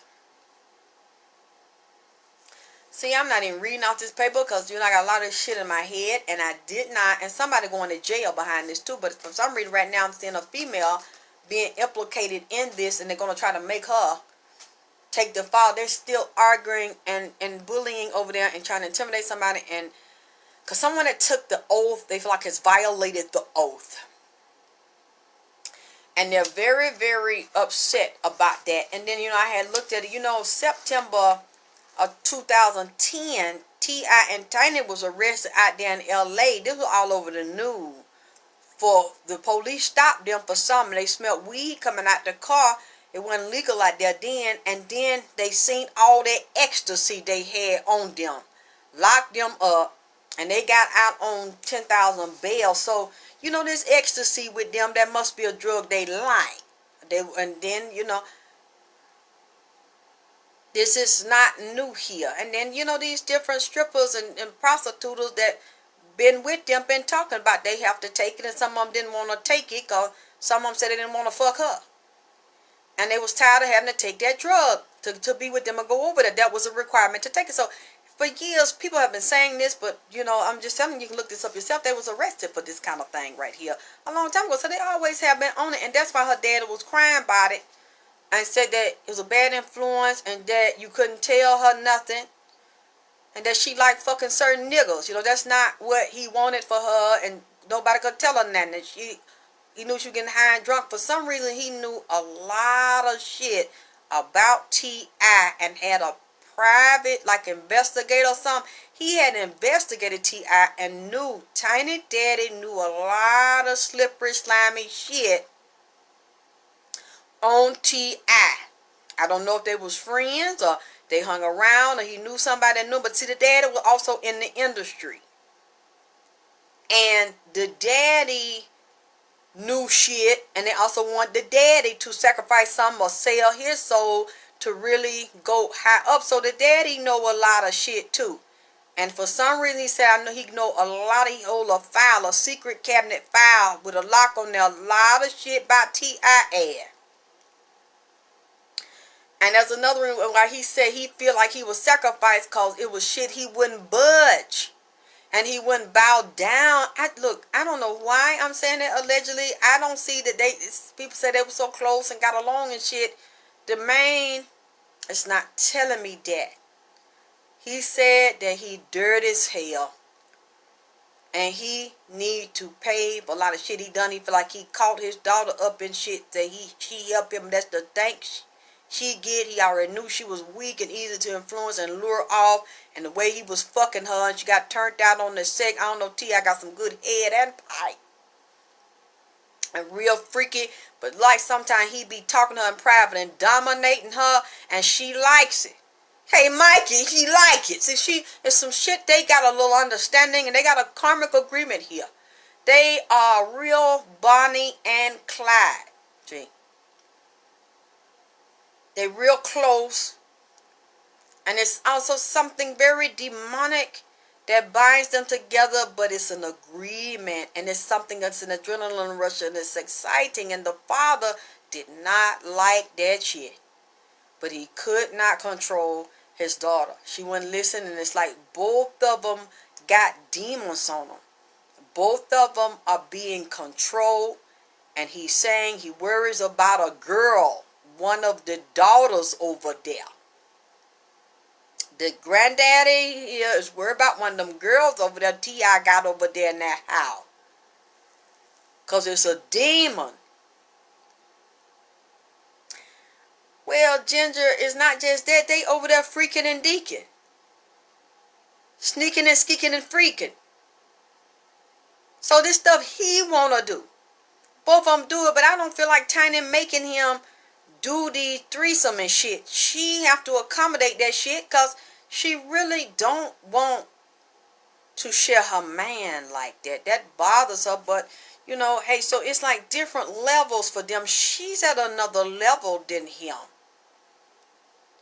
Her energy and her spiritual level is more like a more pure, more divine, like a blood right kind of thing. Because I look at the angelic energy of her father. For some reason, her father carried this really light, really smooth, almost angelic energy. A very calm, very sweet, very soothing energy. And she gets the talent, a lot of energy from her father, so it is natural to her. And she shared it with him, so she was going to be in there with her without him. He's not really doing her favor, you see. She brought him into that. And then they made this agreement to stay in this. Look, they're not the only ones that do this, okay? Everybody's in there have to do this at some level, at some time. And a lot of these people are so arrogant and egotistical and so freakish and nasty, they love fucking. Those demons get on them and possess them. Those are also witches' rites that they go into. So they get possessed and have witches controlling and releasing demons in there. And them people love to do a lot of fucking. And be high. And the orgasms are more incredible because you're getting the best of both worlds in there. So everybody's not unhappy to be in there. Some people they really don't want to do it. But the people that really thrive and do the best in there are the ones that like to get fucked by every goddamn body and then get out in public and act like they so fucking nice and sweet and innocent and I just became a star because I'm such a good person. I work hard. I'm so fucking talented.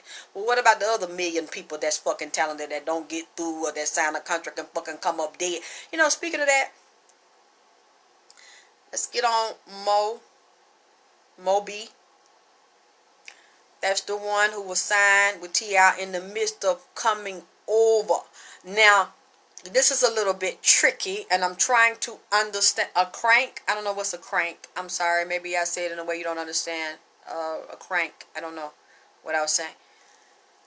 Or what you heard me say that I didn't say in a way you understood. Crank. I don't know what that means. Moby was telling me he was in a contract with T.I. But what he said was, it was like an introductory contract and it was small and he showed me a lot of dark energy on the contract.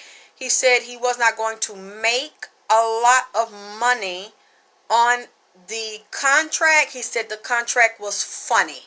He didn't want to sign it. He said the money associated with the contract that T.I. gave him was funny. He said T.I. told him, the way he explained to him, if you sign the contract, you're not going to make a lot of money at first because you haven't sold a lot of records or had any hits. So I got to put all the money into you first. And then I got to get my money back. It's going to take time to recoup my money. And we'll have you on tour and moving around. You'll make your money back that way. But you're not just going to start off getting no advance because don't nobody know you. Like the way he explained it, he knew it was not a good contract. He said he didn't really want to do it. Then he had a manager. I think Mo3 was signed to another major label. But T.I. wanted him on his label. So he had signed, because he told me he had signed something with T.I. But everybody in the public don't know the details of it. But he was still trying to get out, or T.I. was going to buy him out of a contract with another label he was in. And Mo3 manager also little iffy, dirty.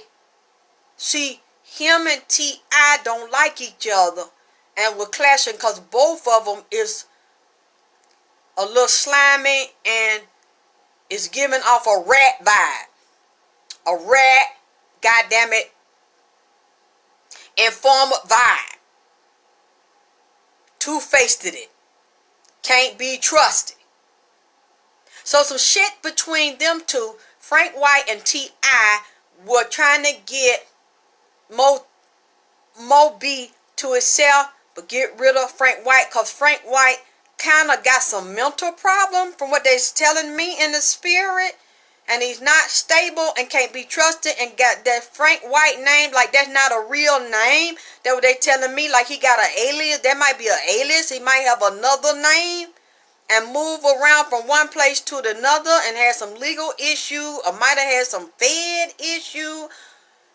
This guy is not right from what I'm feeling, and from what Mo3 telling me. He cannot trust neither one of them. Frank White, if that's his name, or call himself, like they said out here, Frank White. I don't know. I just get a feeling. Y'all find out and correct me if I'm wrong, if you can find it. That's not that man's real goddamn name now. I'm getting this in the spirit. That's some kind of alias, or he got another ID, or slick, got another driver license hid from somewhere else.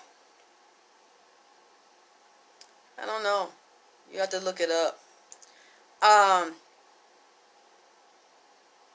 He say he was trying to get away from him and get him to himself. And T.I. was keeping up shit, saying one thing to Mo3 and another thing to Frank White, and they had this conflict thing going on about Mo B. Trying to get him off to himself and start shit and say one thing to one and the other, like that spirit said out there, that goddamn crossroad. And Mo3 said it wasn't, I had signed something with him on the low, but it wasn't completely transitioned. I guess T.I. hadn't bought him out of the whatever contract he was with. If y'all can prove I'm wrong, then scrape me. Goddamn, I'm willing to be scraped. That's what I'm hearing the man say to me.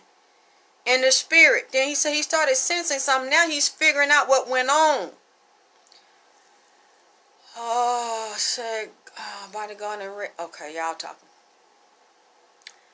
Then he say some funny shit happened. I might look at this. I don't know if I'm gonna say it unless y'all let me know y'all want it. I'll keep it to myself. I still talk to Mo B. When he got shot, I think he had just come from a concert somewhere else, another state. I don't know if it was Florida. Come back home. Just chilling and hanging out. And there was in there some guy that he didn't like him, and they had problems before. And the guy started shooting at Mo B. I haven't seen the background yet. I haven't done a medical reading on him to see how many times the boy got shot. Said Dobie. Thank you. There was a lot of talk about Frank White, Dobie, something with his money. Yeah. I'm seeing the spirit saying, he said that them two right there is just alike. That Frank White, I'm going to say that's a character. Because for some reason, I don't get that Frank White is that man's birth name. Some tricky, that's an agent. And they were going to fuck him over and take his money anyway. He wasn't going to last long. Even with the Frank White guy. Yes, he did do him wrong. Both of them did it. And they had their little cut on the low. Frank White and T.I. had their cut on the low. That's what the boy told me. That what Dobie said. That like he said the other night, he lied. T.I. stood in his mama's face. He said his body was laying there cold in that fucking casket before it went down in the ground. Said he told my mama he was going to take care of my mama and my children to bring her money. Said he ain't brought my mama no money yet. T.I. lied to my mama and lied up there in front of my body, laying there knowing that I was a sacrifice up there. Allegedly, I wasn't there. I'm saying what I see in the spirit, and what Dobie came in here and said it hurt his mama, and mama was just crying. You see, I said that the other night. Now I done got a little more information to see that I wasn't crazy as motherfuckers say I am. Cause some shit like that was fucking said, goddammit. Now you know I always invite y'all motherfuckers to prove me wrong, cause I have no problem admitting I'm wrong about some shit now. I'm just a human. I try to hear this stuff when they come in here and wake me up talking. I know Mo 3 and Mo B go right together, don't it? I haven't talked to Mo 3. People keep asking me to. If you want that, then you know you got to donate. I'm not just going to do that because I can tell that's a fucking doozy right there. That's a ride right there. Whole train ride, plane ride, roller coaster ride. Right there. Okay. Mo B is the one that walked down here. I started goddamn talking to me with Shawtylo by T.I. goddamn man, cause they both got dun dun dun dun dun dun. Bank it, it must be two sides. You see what I'm saying? They come in here with this shit. He says mama was crying cause she said T.I. ain't no goddamn good. And that Frank White ain't no goddamn good either, and said that I'm hearing this on the other side. Again, y'all know I'm telling y'all a scary bedtime story. All this is some bullshit I'm saying. It's all alleged. It's for entertainment purpose only. Mo B said to me that Frank White and T.I. on percentage of his either publishing some of his money that he got from them contracts. And I know somebody got insurance policy somewhere up in here. I ain't heard about one. I ain't seen one. But I know somebody got one. That's what they said on the other side. Now, you know somebody will have to look this up and see who owned that boy publishing. Who owned Mo B Publishing. If we could find it, or if it's wrapped up and covered up just like they did the marathon, goddammit. You see, cause see these two right here is in that right there. T.I., the baby mama, see they tied up in there. See. With that, you don't know everybody who own that cause they got a cut of that, right? Allegedly. You know. I'm just talking.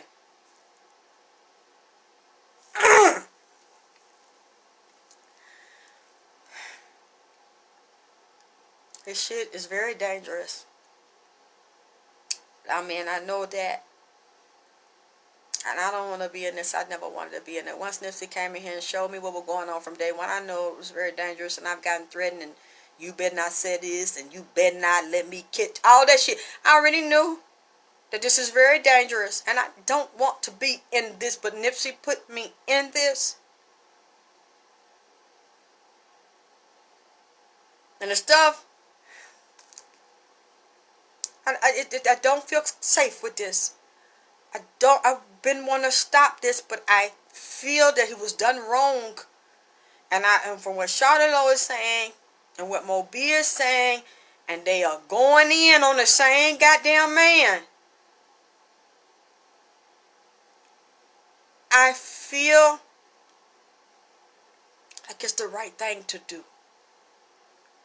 If something happens to me, at least I have put out what I believe is the truth that I heard from the other side. And I just pray that the justice be done on some level. I know it's not going to be done in the court, but it be done some way, somewhere, somehow. And that this get revealed. The people that did that to that boy, Nipsey, and that did that to Shawtylo, and that did that to Moby, because them the ones that talking to me. And if something happened to Tiny's father, I'm not saying nothing happened to her father. I'm just saying the father said somebody did something to him. If somebody really did something to that man, like that man is saying he believes somebody poisoned him, I'm praying that even that is revealed. Maybe some tests can be done on his hair, his fingernails, his tissues. But I don't know where the man at. I don't know where he's buried at. I don't know if his body is still intact, or if he was cremated to have that done. And you know what? Probably nobody that knows them will see this anyway. And probably if they see it, they're going to say I'm full of shit. I have a mental problem. Like they always do. I'm a liar. I'm crazy. I'm on drugs. I have a mental problem. But it's funny that a lot of stuff I've said has been verified, has come true. But I'm not trying to make a big deal out of this. Because I don't know them. I don't know, again, why Tiny's father came in here. But this is what he said, and he wanted everybody to know, and he told me to put out in the public, so I'm just doing what the man asked me to do, and then I'm going to leave it alone, because it's nothing for me to gain in saying this. I hate that I'm the one that have to say this shit. Now, I don't know if anybody's read this and said it before. I don't like to be the bearer of bad news. Because I'm the one that get the threats that y'all don't know about. But I'm still going to say what I believe God wants me to say, and what these people and these souls that cannot rest and feel like they was done unjustly, okay, to say. So, again, Mo B was saying that he took his money and his mama ain't got the money. And then another thing, okay, when he was shot, that's another thing I got to look at, and because I want to see what he said to me, okay? When Mo B was shot, but a guy that don't like him, it's really a freak thing. But let me tell you something that I know. Even if you have a problem with somebody attacking you from your past that don't like you and go back and forth, because I seen that Mo B was about that shit. Mo B was about that life and that gang banging and that selling that dope and that goddamn pow. You see what I'm saying? That gang. He was a street nigga, and he wasn't no scary bitch ass nigga. So I see that was his past. But I don't see that this was about no gang beef or no debt he owed nobody. This was not about that. And the guy didn't like him. And from what I'm seeing is when you sign them demonic contracts, and if they sign it because they want something on you or something about you, your body, your gift, your blood, your energy, whatever, you're not going to last long. You'll draw certain demonic entities to you through signing that deal. So you think you're finna blow up. But you're not going to last long if that's what they got you for, to feed off of you, for the spirit cooking. Okay? And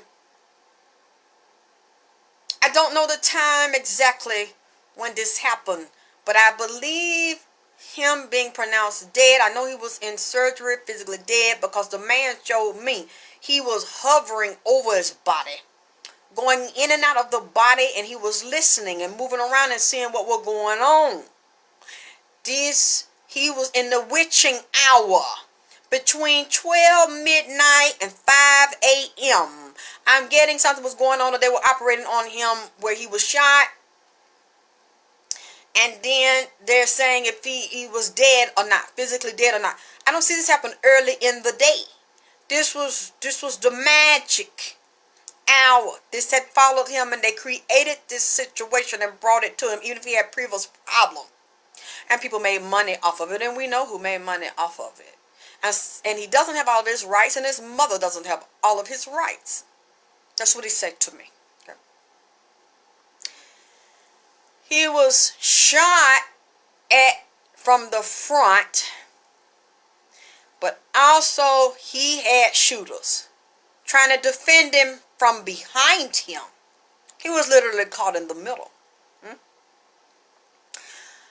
I know one was a leg shot, but I'm thinking he might have had another leg shot, upper leg, back leg towards butt, but the other ones might have been lower in one leg that caused damage in the major artery, major vein, that caused a lot of loss of blood, major artery, major vein. But he taken me up the body near the penis, near the gut, around the midsection. And this is the problem.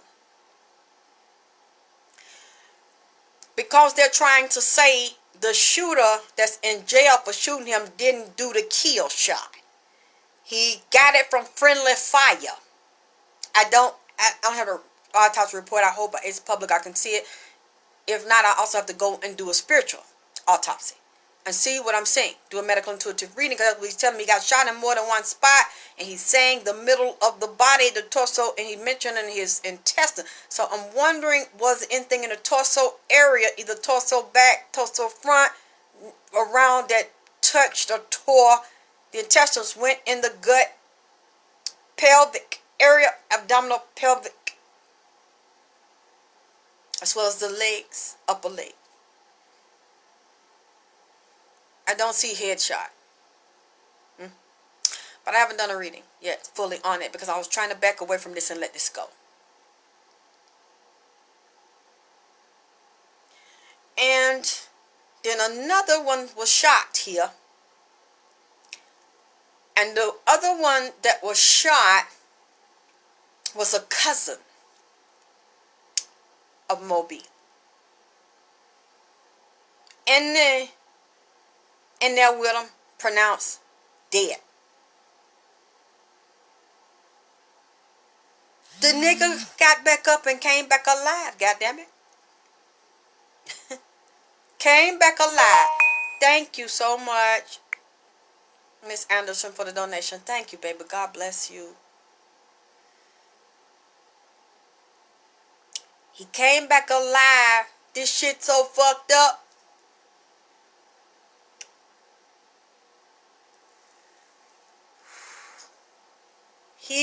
While he laying there,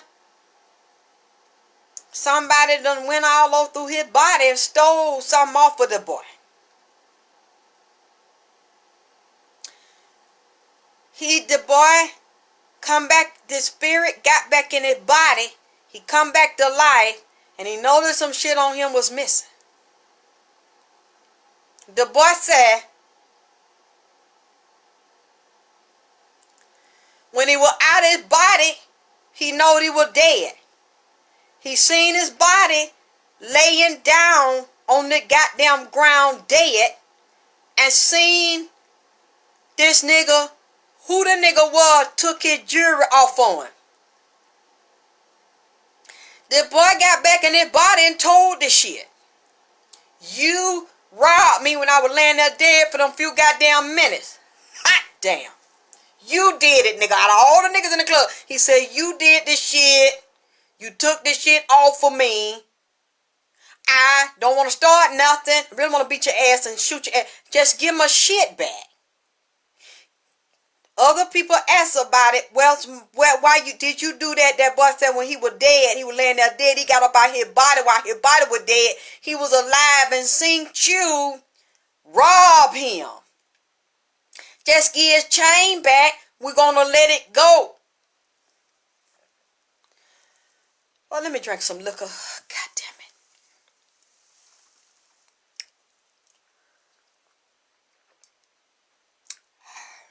it. The nigga told the boy, stop harassing him, told everybody, stop asking about this shit. You don't want to hear this shit. Here the kicker is right here. The boy, instead of him, because he was in the hospital, fucked up, lung fucked up and shit, trying to heal up. He didn't want to heal up. Girl, I'm drinking some juice and motherfucking Cavassier in this bitch.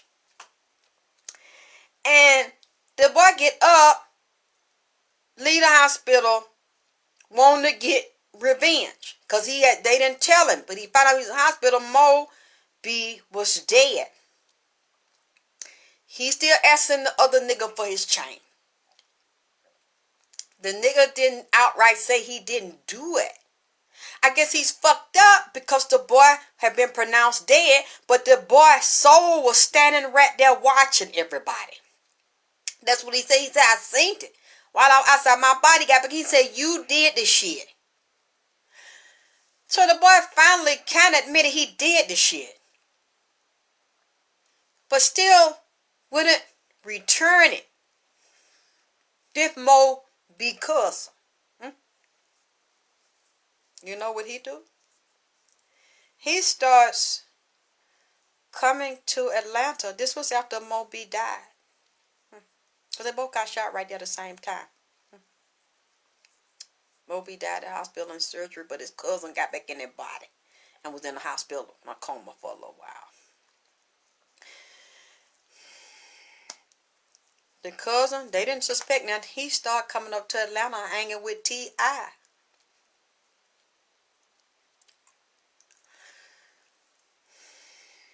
He go back home.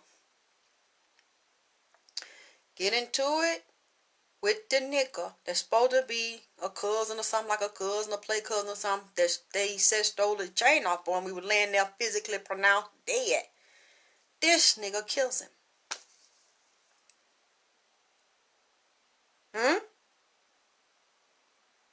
I'm trying to get it right, and I'm trying not to say too much. You hear me? You see why I just had me a drink here? Because of what I'm telling you that I did not want to tell y'all.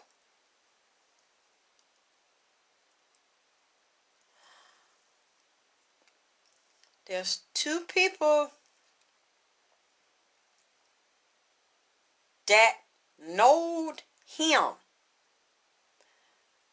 Mo B and Mo B cousin died back to back.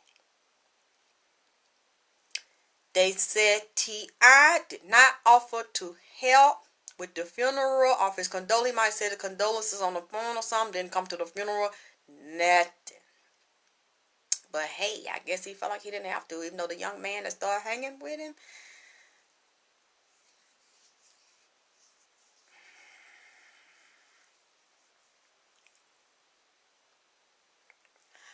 The young man named Richard.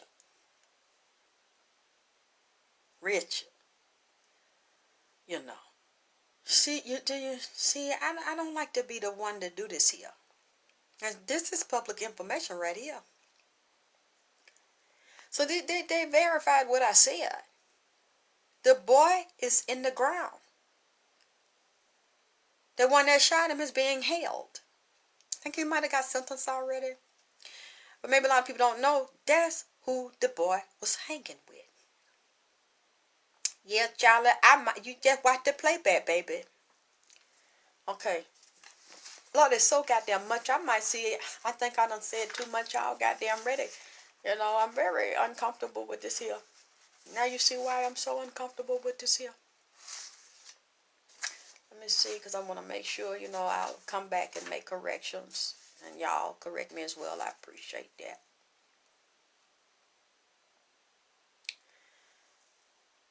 Yeah, so he died and he came back.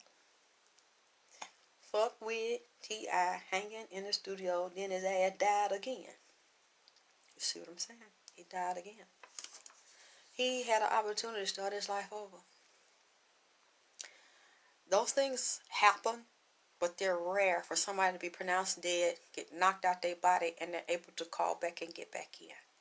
And then turn around and immediately get killed again. And it was final the last time. Well, the only way I can stay safe is I stop doing these readings. And that's probably what I'm going to do. Unless I do them in private and people have to pay me to get the information. I know, aren't they all over me tonight? And I'm very grateful. I know the spirits are here. You see, even the one I think was in the top there. They're so pretty. They're all over tonight. Look at there. They're absolutely beautiful. Yeah. What else was I going to say? I'm not sure. That might be enough, you guys, for tonight, because this is it's really bothering me and vexing my spirit. Oh, one more thing I will say, and then I want to leave this alone. Yep, and the guy mentioned that they had these things where they have people meeting, police meeting these drug dealers in these areas in Atlanta at motels, hotels, doing drug transactions, and they thinking they're meeting with someone out of town. People of different races, they're meeting with big amounts of drugs to sell in Atlanta. You can see the company. I know I feel them in here. And they would do the drugs things and have the adjoining room through the mirror filming this. And they saying he knew about this was going on. These rappers going down. And then he, of course, becomes the king of the South and getting recognition like he trying to clean this up and turn this around. When he knew behind the scene, you helped set the shit up and knowing that it was going on.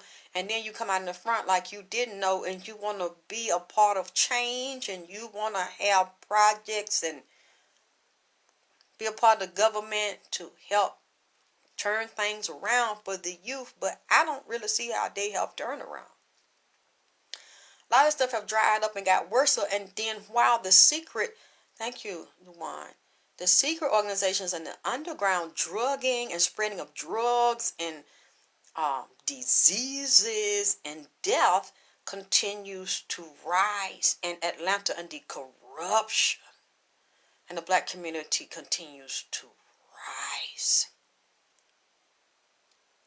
That's what the contradiction here. You see what I'm saying?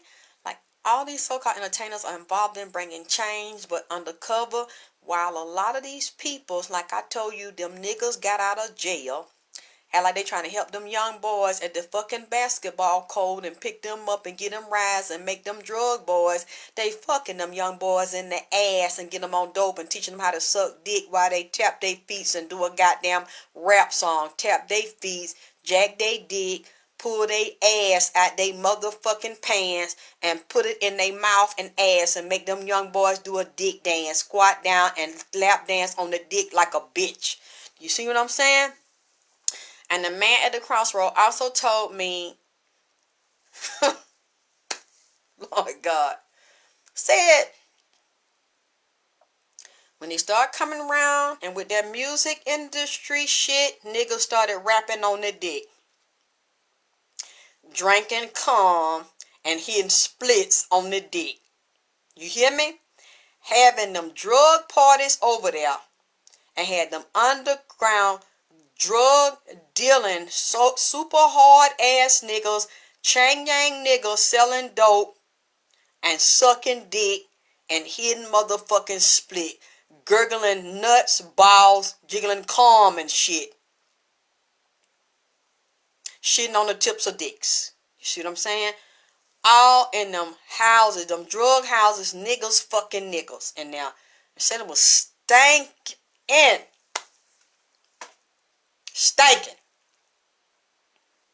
Niggas high at they mind, talking to they self, hollering all in the air, butt naked, dick hard. I swear to God. Beating they meat, nigga fucking them in the ass while another nigga sucking they mushroom chip, making them ski.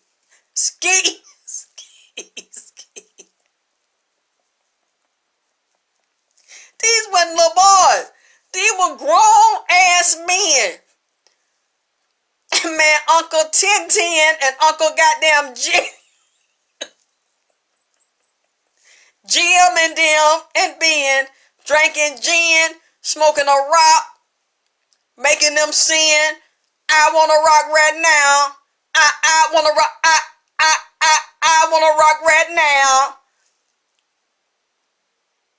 While they booty hole busted and niggas in there from Goddamn Chang Yang in jail.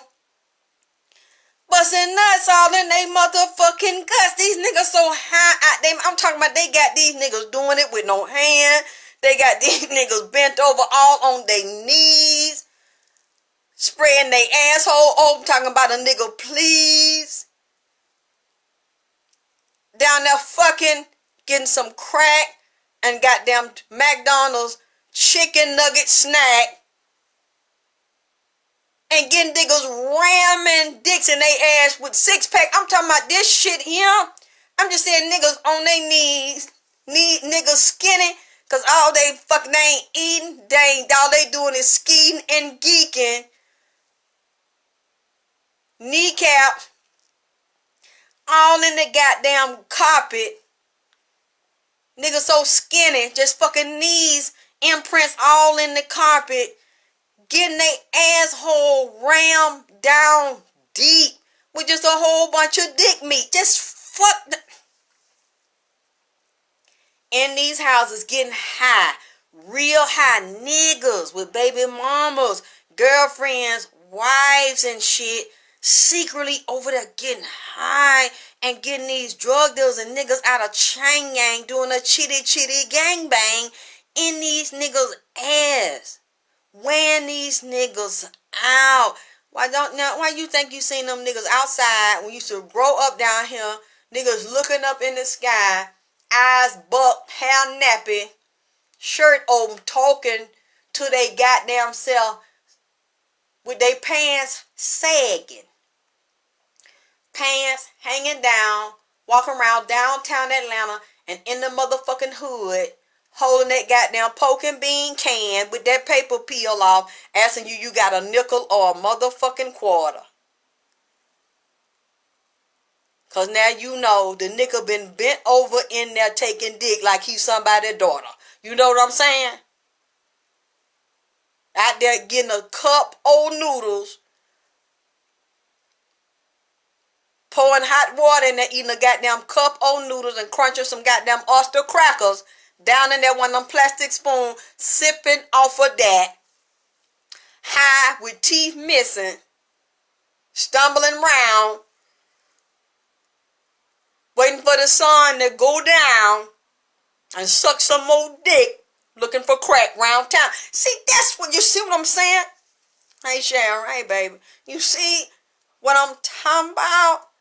Remember how we used to be growing up around, I don't know, Shannon, if you saw it, niggas asking you to cut your grass and wash your window. You can't even act before they can ask you. The niggas up on your window watching it at the red light and shit. Because the nigga trying to get a few coins because all they give him is crack for sucking dick. That's it. And that man said that it was just ass. Said the house was so funky and full of ass that the funk rolls way up to the goddamn ceiling. So much gas and ass and funk in there, you could have lit a match, catch that motherfucker on fire. So much gas coming out niggas' asses burping, clapping niggas' ass cheek, making niggas hold the wall and bend over and open his ass for niggas to run a train all in it. I'm just stinking and I'm just like looking at this man at the crossroad, and this man is telling me this shit. I said, wait a minute, hold on.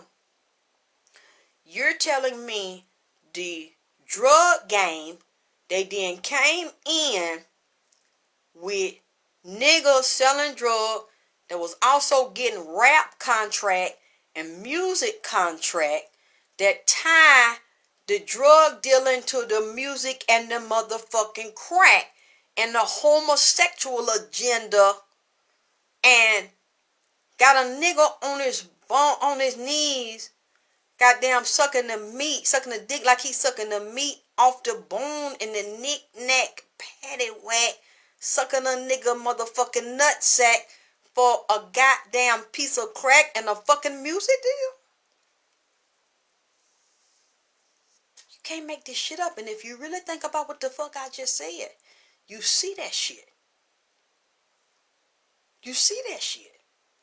You see how that all ties in together, because a lot of these niggas that get these deals, just like Nipsey said, I am nothing like you fucking rap niggas. Hussle man's a shooter, that's a fake nigga. All you weirdo niggas and you dick sucking niggas and you bow down and bend over niggas. Popping dicks in and out your motherfucking mouth, down in the dirty motherfucker south. See, this shit goes on. A lot of these niggas that's in these gangs, that's selling dope, that is rapping, is also fucking these boys. This shit is tied together in underground sex trade and that underground children sex trade. They said it was so, that man said that it was one of them old fashioned houses with the real high ceiling, like them real houses with the real wood floors and shit. He said that it's a certain time a week and even during the day where a lot of niggas that was on crack, them dope dealers, a lot of them niggas got out of prison was selling dope, was fucking boys and fucking each other. Down here, when the crack epidemic hit and a lot of them started getting arrested and getting in and out of jail and had them young boys selling crack, a lot of them young boys had to suck dick to be on a certain block or to be a part of a certain group. Them older niggas would turn them out. And he said then if we go back, because it's easy for us to trace it back, especially with Atlanta and looking at CDC and we grew up here, a lot of them niggas and a lot of them women that was doing dope, selling dope, getting fucked, because we knew in the hood who was getting fucked. We knew about the dope houses and the houses where they would go in there and suck dick. I would see older women fucking sucking young boys' dicks, 15 and motherfucking 16 years old, because them niggas was high rollers as teenagers. Grown women in there sucking them young boys' dicks. And I seen them coming out there spitting, come out they motherfucking mouth in the yard because they was sucking them boys with no fucking rubber. So it ain't just niggas fucking niggas. It was people's mamas in there in the project, in the drug house. They had fucking boys and fucking women and fucking niggas in there for crack and fucking money. They had their own set of prostitutes. Y'all know how it goes. Just like the industry got their prostitute boys, girls, and kids, and a few motherfucking German shepherds in that motherfucker, and 3 cats. We know that they like humans and motherfucking animals and shit. We know this shit going. Don't act like I'm crazy. I know that I'm not. And I'm seeing this stuff and people are telling me then he said niggas acting like they breaking down coke, but in their fucking. They had fuck houses for that. Okay? Then the nigga said all of a sudden all these niggas you saw was hard and muscles and got leather coats on and the latest designer clothes and shoes and the designer cars. All of a sudden these niggas started falling dead. All of a sudden the women started falling dead. I saw this in Atlanta. All of a sudden we hear our auntie or somebody in the family that had it going on and their husband got out of jail and all of a sudden the husband was sick, the wife was sick, found out the nigga was getting fucked with somebody's girl in jail. He died, and maybe back then, in the 80s, late 80s, early 90s, there wasn't no cure. All these big, fine, muscle-bound ass niggas we looked up to in the family, and niggas was high rollers and shit, started falling dead from full-blown AIDS, and people didn't want to believe it, and women didn't want to believe it. Now we know them niggas was fucking niggas. Fucking them boys, and then boys fucking other boys, little boys in the family, and all of them you see, this is all, they infiltrated that community and that drug game and tied that shit into fucking hip-hop and jail culture. That's what Shawtylo said to me. I was totally motherfucking shocked that Shawtylo came in here and said that your boy knows about this culture. Turned his head when that child sex ring, prostitution, drugging, homosexual shit was going on. I'm not going to say he did it. I'm not going to say he raped no boys. I never said that. What I said is, and what I will say again, he knew. He knew. And he watched that shit go on, and he's part of the system where that shit go on, and he participated with them young girls and them women's and them sex parties, like I said before, and I meant what I said. If you grown and you consent to a sex party with a married couple, you consent to get high and all that, that's your motherfucking business. Because whoever been in there doing it with them, they've been telling that that's what they do. However, when you get someone so high that now they do not hold their conscious mind and their rational mind to make a decision and to think, and they unconscious and they getting fucked and they sleep and they wake up, they don't know where they at, and they in the bed with several other people that they're not consent to, that's another thing. Even if you are a legal adult that consented to a sex act, if you are getting fucked and you pass out and you can't consent, that's something else. I don't know all the laws on it, but I don't think that that's legal. When somebody doing something to you and you done say, give me so much drug that I get knocked out and pass out and I don't know where I'm at, I don't know I'm awake, I don't know if I'm living and I'm dead, I want all y'all to gangbang me while I'm passed out high on something I don't know what the fuck I'm on. Now, if somebody say that and they say it on video and they sign a piece of paper before they get passed out and fucked up, then hey, I guess you can't really say nothing. But I don't think any of these women was stupid enough to just consent unless you just a stupid motherfucking bitch. And you don't give a fuck about your life or what nobody fucking do to you. You so enamored about another human being, you see them as God. You just put your life in their hand and you sacrifice your fucking self to them. None of them said they did that. Now that's another issue.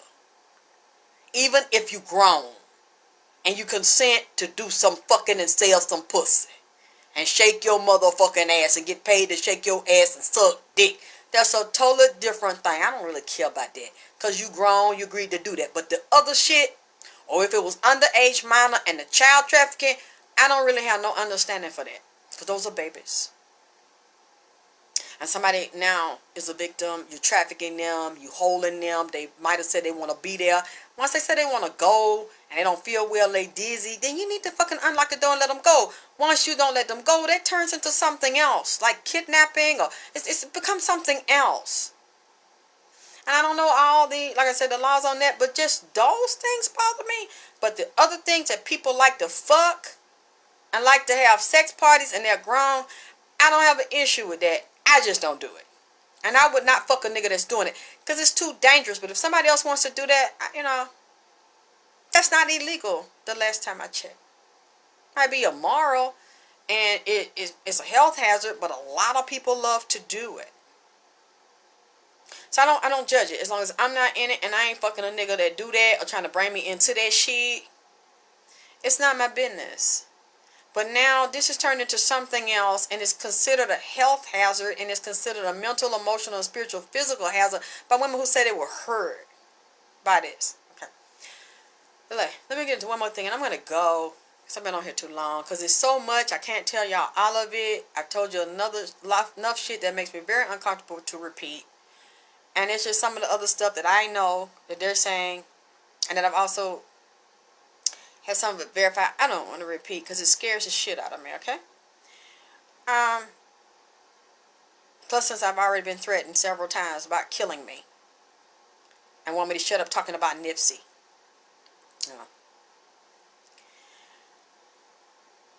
Maybe about a year ago, it's probably 2 years ago, when Nipsey was first physically killed, assassinated. Nipsey took me and introduced me to the snake at the Marathon Plaza. They said it was a really big python, albino python. Nipsey showed me the snake, and the snake started talking to me and said it was a rolling 60. Other psychics started laughing, said I was crazy. They said it didn't exist. I knew it did exist. I believed I was talking to Nipsey. I was speaking to him, and he kept talking to me, and there was things the snake said that I knew the snake was alive. And it said his owner. He said the owner is a rolling 60. He's an OG. He's a little bit older than me. And he knows what happened. He was at the marathon. Okay, then we found a picture of the snake to verify that. Ginger found it. And we saw it. And it was right there at the marathon the day they shot Nipsey and they were doing the vigil. They were standing right there with that big motherfucker wrapped around them, and we know it belongs to them. Okay. Then after that, Nipsey comes to Atlanta. After I saw that one, Nipsey shows me another snake. It would always happen, yeah, with Newport. And around 6 in the evening here, Nipsey would come in the house with me, bring this green python in here with red eyes. And I would sit down here in the chair and he would run. I said, "Why? Where are you running?" He told me, "I come back when they leave. I don't like snakes. I don't." And I said, "You always put me up to do shit like this and you fucking leave." And I said, "Fine, go." The snake would come around my chest and wrap around my titties. And it would lean on the left titty and lay its head and look up at me. And the snake was slippery. The body was slipping and sliding across my chest and my titties. And it was just like, feel like cold slime sliding around my chest. And I said, ugh. So I would just lift my hands up and let it slide around my chest. And it was to the left. So I know the motherfucker on some left hand shit. And so I said, "Who are you?" And he looked up at me. He was emerald green.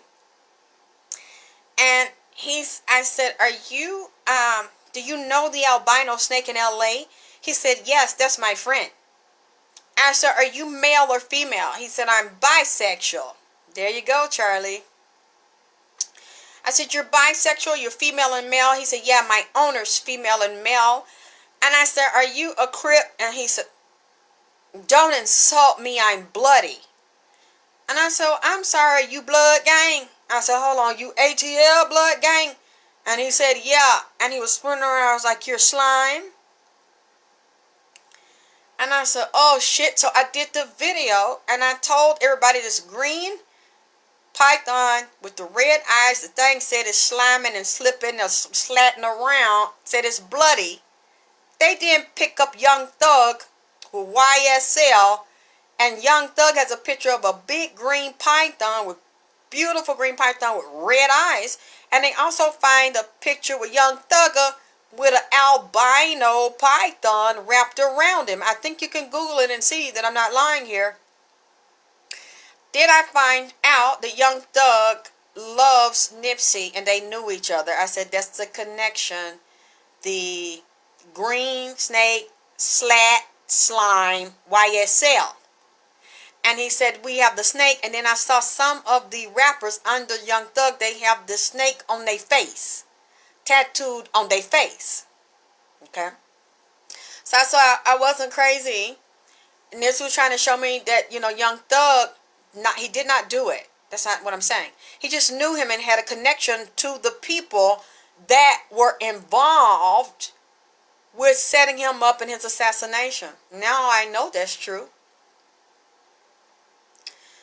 Because we know that he is friends. I just saw a video a couple of days ago somebody sent me with Young Thug, T.I., and Chicana together.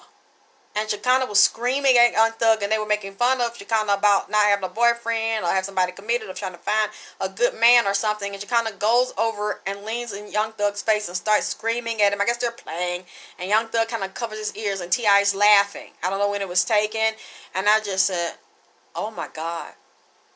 That's what Nipsey was trying to show me. And I looked and I said, did Young Thug have something to do with killing you? He said no. He's always said no. I've asked him for 2 years and he said no. And I asked the other psychic to read it and they said no.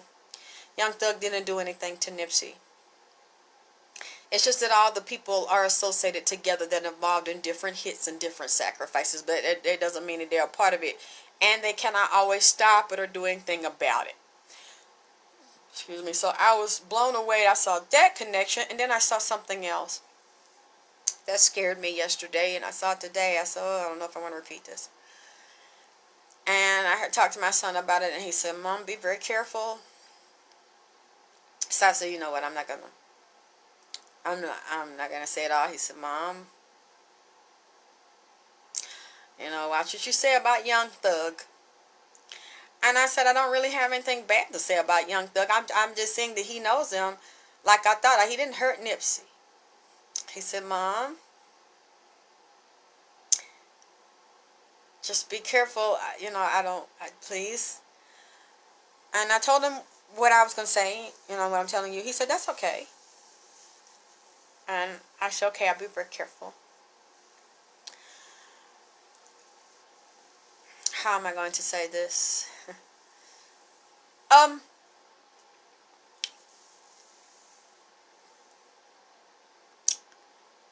I worry about Sabrina, as I said, but she knows more than me. She's smarter than me.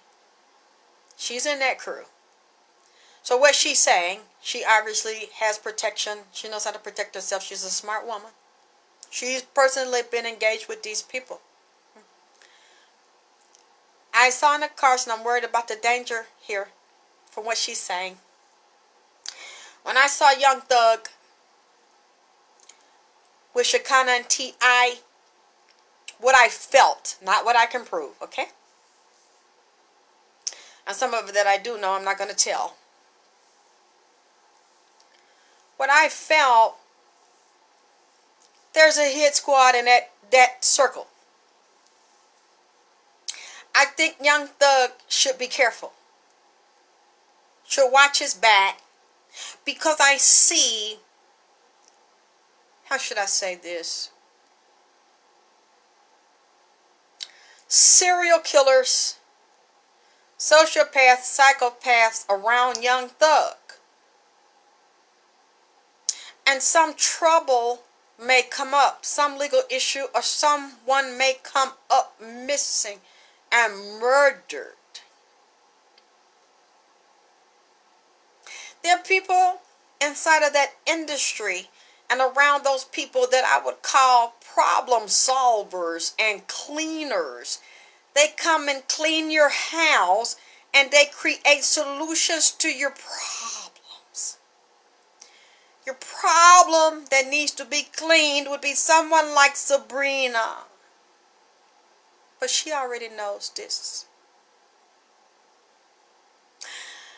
And a snake come talk to me. It's around Young Thug. But this time the snake was black. It went from green to the albino that I saw on Young Thug. And now I see a big black python because it started crawling on me. And it possessed me today. Because I felt it got inside of me and I started saying, pff, pff, pff, like a goddamn snake. The thing got in me. And I said, oh no, oh no, oh no. What you want me to see? And there's a snake. The snake say no Young Thug, that a Young Thug pet. So I don't know if Young Thug got snakes as pets, goddammit. But the snake is big and long and thick and black and shiny, like real pretty. And the snake was, it got in me. And we started, his body was crawling, slithering through some grass in a yard, and I smelled water, and I felt water in the grass and in the dirt, and it started moving around this house, on the outside of the house, in the back of the house. I don't know if it's water or lake by where Young Thug live, or one of his houses, they can get to it or go to house with the water and the lake around the house, and the snake goes around and said it no Young Thug. And I seen through the snake that they know Young Thug. So he been to Young Thug house. I don't know how many houses Young Thug got. It showed me, I must say, I didn't see Young Thug do it. But Young Thug needs to be careful. Because I saw some niggas around Young Thug that like to clean people clock, or as they said, wipe your nose. Wipe a nigga nose. And if y'all with gang, you know what wipe your nose mean. I ain't gonna get into it. Go around cleaning niggas' nose. Opening they signals, and when the signals leak out, they wipe the nigga nose while the nigga laying on the ground. And the snake said, I seen these two niggas,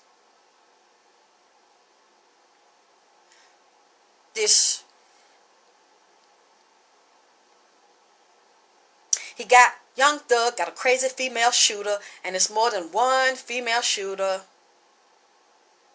These people are around Young Thug and inside this music industry, and them people in the industry, them singers, them rappers, when they have a problem and they need things cleaned up. Just what I see. This boy, this young man,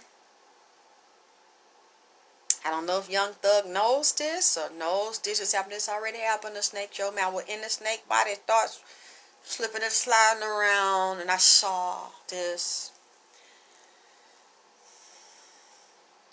There's a man, a young man in that industry that did something wrong he should not have done.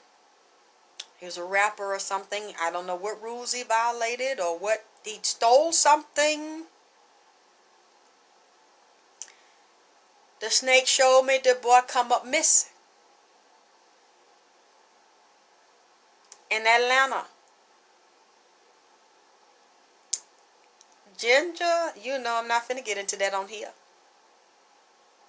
There are several vicious shooters around Young Thug that are female that will do anything for Young Thug. But I don't see Young Thug did this. Now, like I say, I don't know.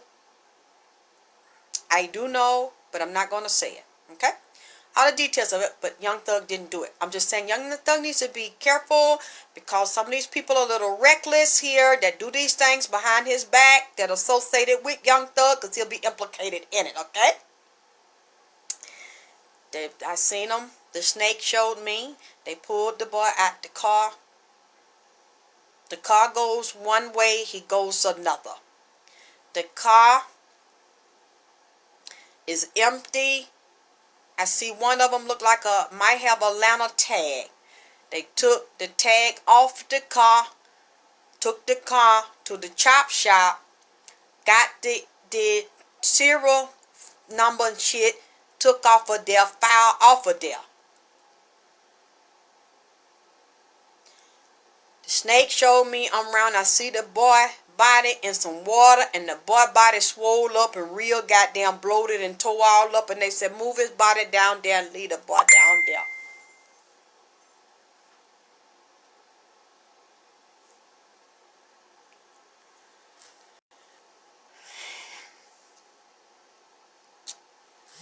That's not the only one I seen, but I seen the young man cause the snake got in me this morning and took me, but the snake was black, and the snake said he belonged to. The snake lived down here in Atlanta. Now, I don't give a fuck about none of y'all laughing at me. It don't matter to me. Because I goes to the other side. Now, all y'all got to do is prove me wrong. That's all. And maybe I'm not seeing what I think I'm seeing.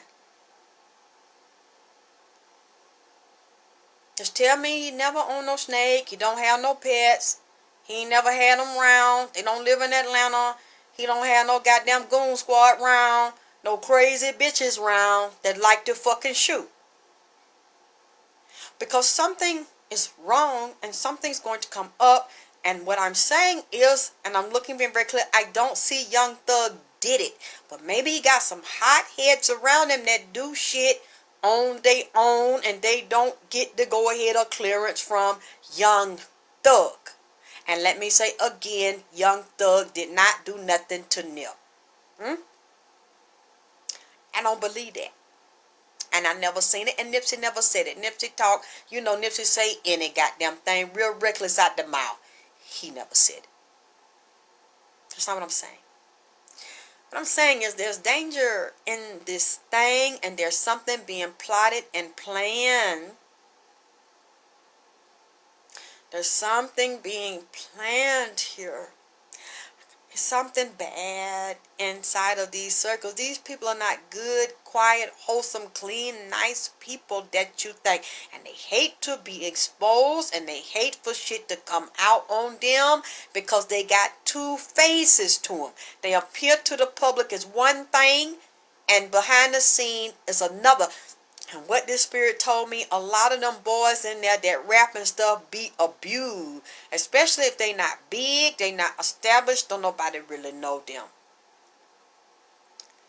And they also involved in things a lot of times they don't want to do, and it's gang related. And a lot of them people are vicious, and they like to kill just because they like to kill. Because it feels powerful, and you go up in ranking, the more violent you are. The more fearless and vicious you are. You become more feared and highly respected when you like to take a lot of lives. But these are a lot of young black lives that are being taken. And I fought with this, and I said, oh God, I don't want to repeat this. But Shawtylo is the one that opened the door for this. And bringing this out, and Mo B, them two. And a little bit of Tiny's father, but I'm trying not to put him so much into this. You know, you're saying, Alexis, you ain't been wrong yet. It sounds like Young Thug's crew are snakes sitting, watching his snake for him while simultaneously performing their murders and hits. The black snake showing you. You're saying, you say the black snake. I can't see it all right now. I'm probably have to wait till it gets off. The snake is showing me, and it scared me. I said, oh my God, he's taking me to somebody that's already physically dead to throw them over, like in these long grass or tall grass, down in these wooded area where there's water at. Right. Look like one of they rappers or somebody. You know what? I'm going to go, man. I've already said too much. This just scares the shit out of me. To know that this is what our people do. That's why these young people are already fucking dead. They're walking dead. Because of what you call the vril. B-R-V. Excuse me. V as in violin. V-R-I-L. The underground. They're like archon entities that are very demonic and satanic. And they're one group of beings that Hitler would deal with. And they were ran into, just like the demons they talk about in the Bible, down into the ground, Middle Earth, that is hollow. And they're the ones that do things like this. And they possess these people, and they ask for human bodies and the flesh like this. And they eat it. They consume off of it. And that Satan runs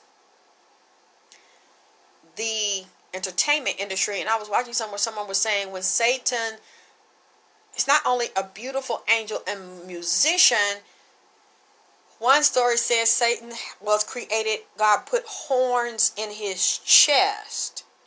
Music horns in the chest, not just up on the head. So he is the minister of music, the master of music, beauty, art. He's a prince of the air. So we are on the air right now because we're dealing with the airways, the sound waves, the ethernet, the ether waves with the phones, with the ethernet and electricity, electromagnetic grids, and the energy in the body and the brain and the chakras and the auric field.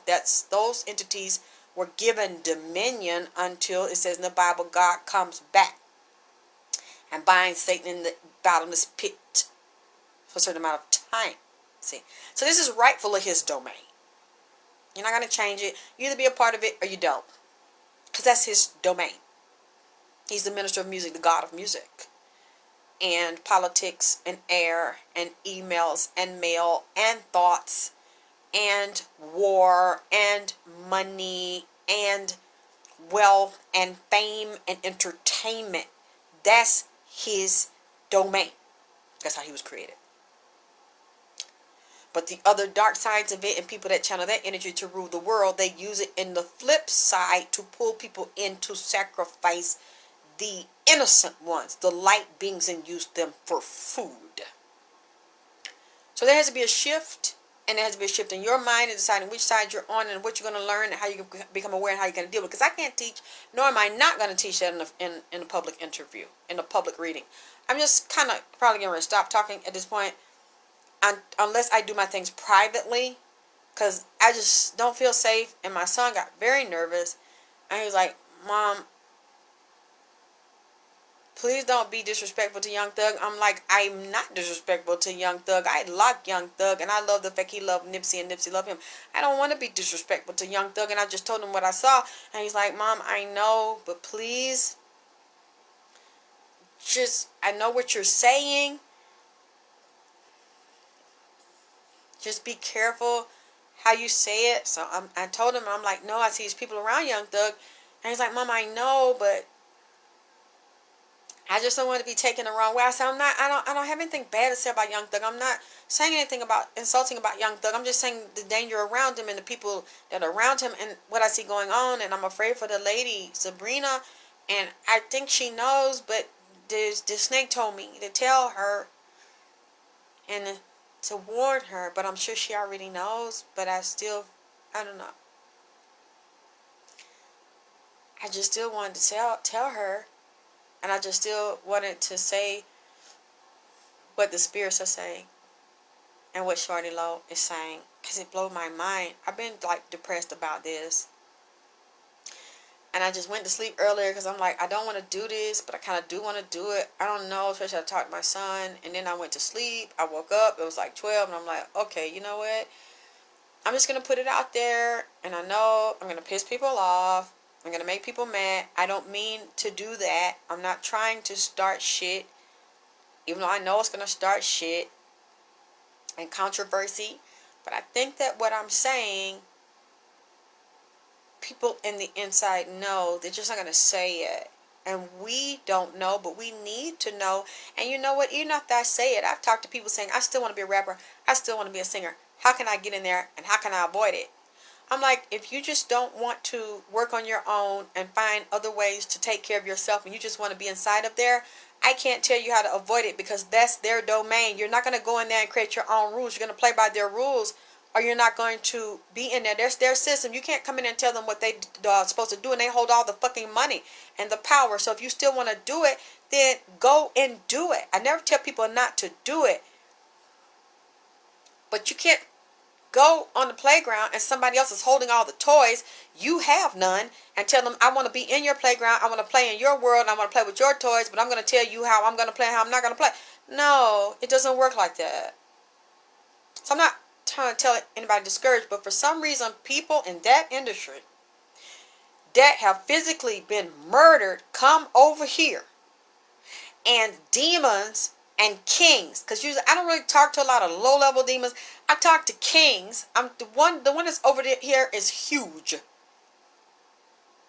The only way I can describe what he looks like Hellboy, which would be King Baal.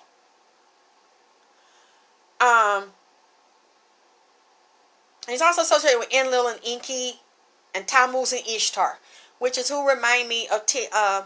and Tiny, Tammuz and Ishtar. It's a movie. I forgot the name of it. Y'all will think of it and tell me. Tom Cruise was really young. He was in this movie, and it looked like some fairy tale, and this big devil with the skin was really red, and he had black horns and short white teeth. I don't know if it's an endless story, a fairy tale, or something like that. Big, and the devil was really big and could talk. And they were engaging this devil. It wasn't a demon. It was a devil. It was like a king because it was so big. And this old movie with Tom Cruise, that's how he looks. The one that's over here. He's real big and tall like that. You know where I saw him at? At T.I. Howe. when I saw Sabrina, he's very smart and he's a little angry right now. He started telling me all this stuff. And then once he started telling me, and I hadn't seen Nipsey in like a week or so, Nipsey pops in and he's got them with him. He brings the guest in here and then they start to talking. While the king demon with the bull head and the man body, but except his skin didn't look all white, all red. He like a big black nigga with a fucking bull head and black horns up there. And he was really clean and he kind of looked like a fucking giant hellboy. So he's talking and I said, "It's a pleasure to meet you. Do you want me to get paper and pencil?" He said, "Yes." "You got it." And he's been here. And then Nipsey brings them after him. He stands here and he goes along with all of this and he starts to add to it. And as they're talking, he'll tell me what. If it's wrong, he'll say, "No, this is what this is." And if they're right, he lets their ass talk. And he was talking about the curses. He told me about the diseases and the rotting in the ass and the different viruses and the worms in the ass and herpes, but other forms of herpes and super strains of STD. That's how I got it. And I'm not going to be disrespectful to them and say, I'm not going to, if you want me to say it, I will say it. And he wanted me to say who it was, so I did. Okay, there you go. Now, be quiet. Because I just am really, really nervous about this. And I don't feel comfortable, but I'm still honored that they tell me these things. And I love you all. And I thank you for loving me and supporting me and being here and having my back. It means everything to me because you see those. They're still at it. They're still so pretty. And the orbs. Everything's so pretty. And thank you for being here and hanging out with me and listening and clicking like and sharing. And because the more you share, it's harder for people to try to erase me like they used to and stop people from listening to me and stop my movement. You're the only ones that are here and keep. Oh, I just felt somebody grab my hand. They, as you can see, they've been off the chain tonight. Thank you for watching the video on YouTube. It's been doing very well. The part 1 of this. Now I'm going to do part 2. And I hope you enjoyed it. And any questions, we're going to do another, probably do question and answer and things like that. And I'm glad you're waiting. I'll be able to get someone to get your products for me this weekend. But if you send me an email for a reading, I haven't gotten back to you. It's because I'm busy. I'm tired and I'm busy. I have a lot of requests. And I'm working on the blue sage. I heard you. I'm working on it. And I have a batch. I have to take my time. And Nipsey, I'll tell you for you all that don't know, Nipsey has his own room for the sage. And I put the sage in there. And I consecrate and pray over the sage on his altars. So if you have a problem with that, then you got to let me know. Or if you don't have a problem with that, they're on his altars. Like when you see them lit like that, they've been charged. All you got to do is do what I do. When you get it, hold the fire to it, hold the candle and let it catch and light. And you'll see it flame up. Tape it for me. I love when people tape it. They put them on Instagram. They put them on Facebook. They tag me. So you can see they'll flame up for you like they flame up for me. And what I would say is thank him for having a blue candle, water. Thank him for making it, give it to me to give it to you. You know, even say a prayer for him because they're his. They're created by him. As you see, his candles doing what they do. And then he told me for the third one up there, you see it doing what it do. So I have them ready soon. I just don't want to commit to anybody buying them because then people get on my nerves. Where is it? Did you send it? Did you send it? Did you send it? And the post office is slow. And so I heard you. I'm working on it. And I'll probably another week because I want to consecrate them a little longer. Put some more things on them. And I'm going to let you see them. Okay? So, thank you for hanging out with me with this edition because you kept asking me to come back. For this edition of AKT Celebrity Reads. I love you. I'll talk to you soon because tomorrow I know I'm going to be cooking for them. And Moby already gave me his request and everybody else is down with it. I want it too. So I'm going to be cooking tomorrow, and if you want to see it, I'll show you what I'm cooking. Okay, I'm going to try to get a little rest because it's late. I'll talk to you soon. I love y'all. Bye.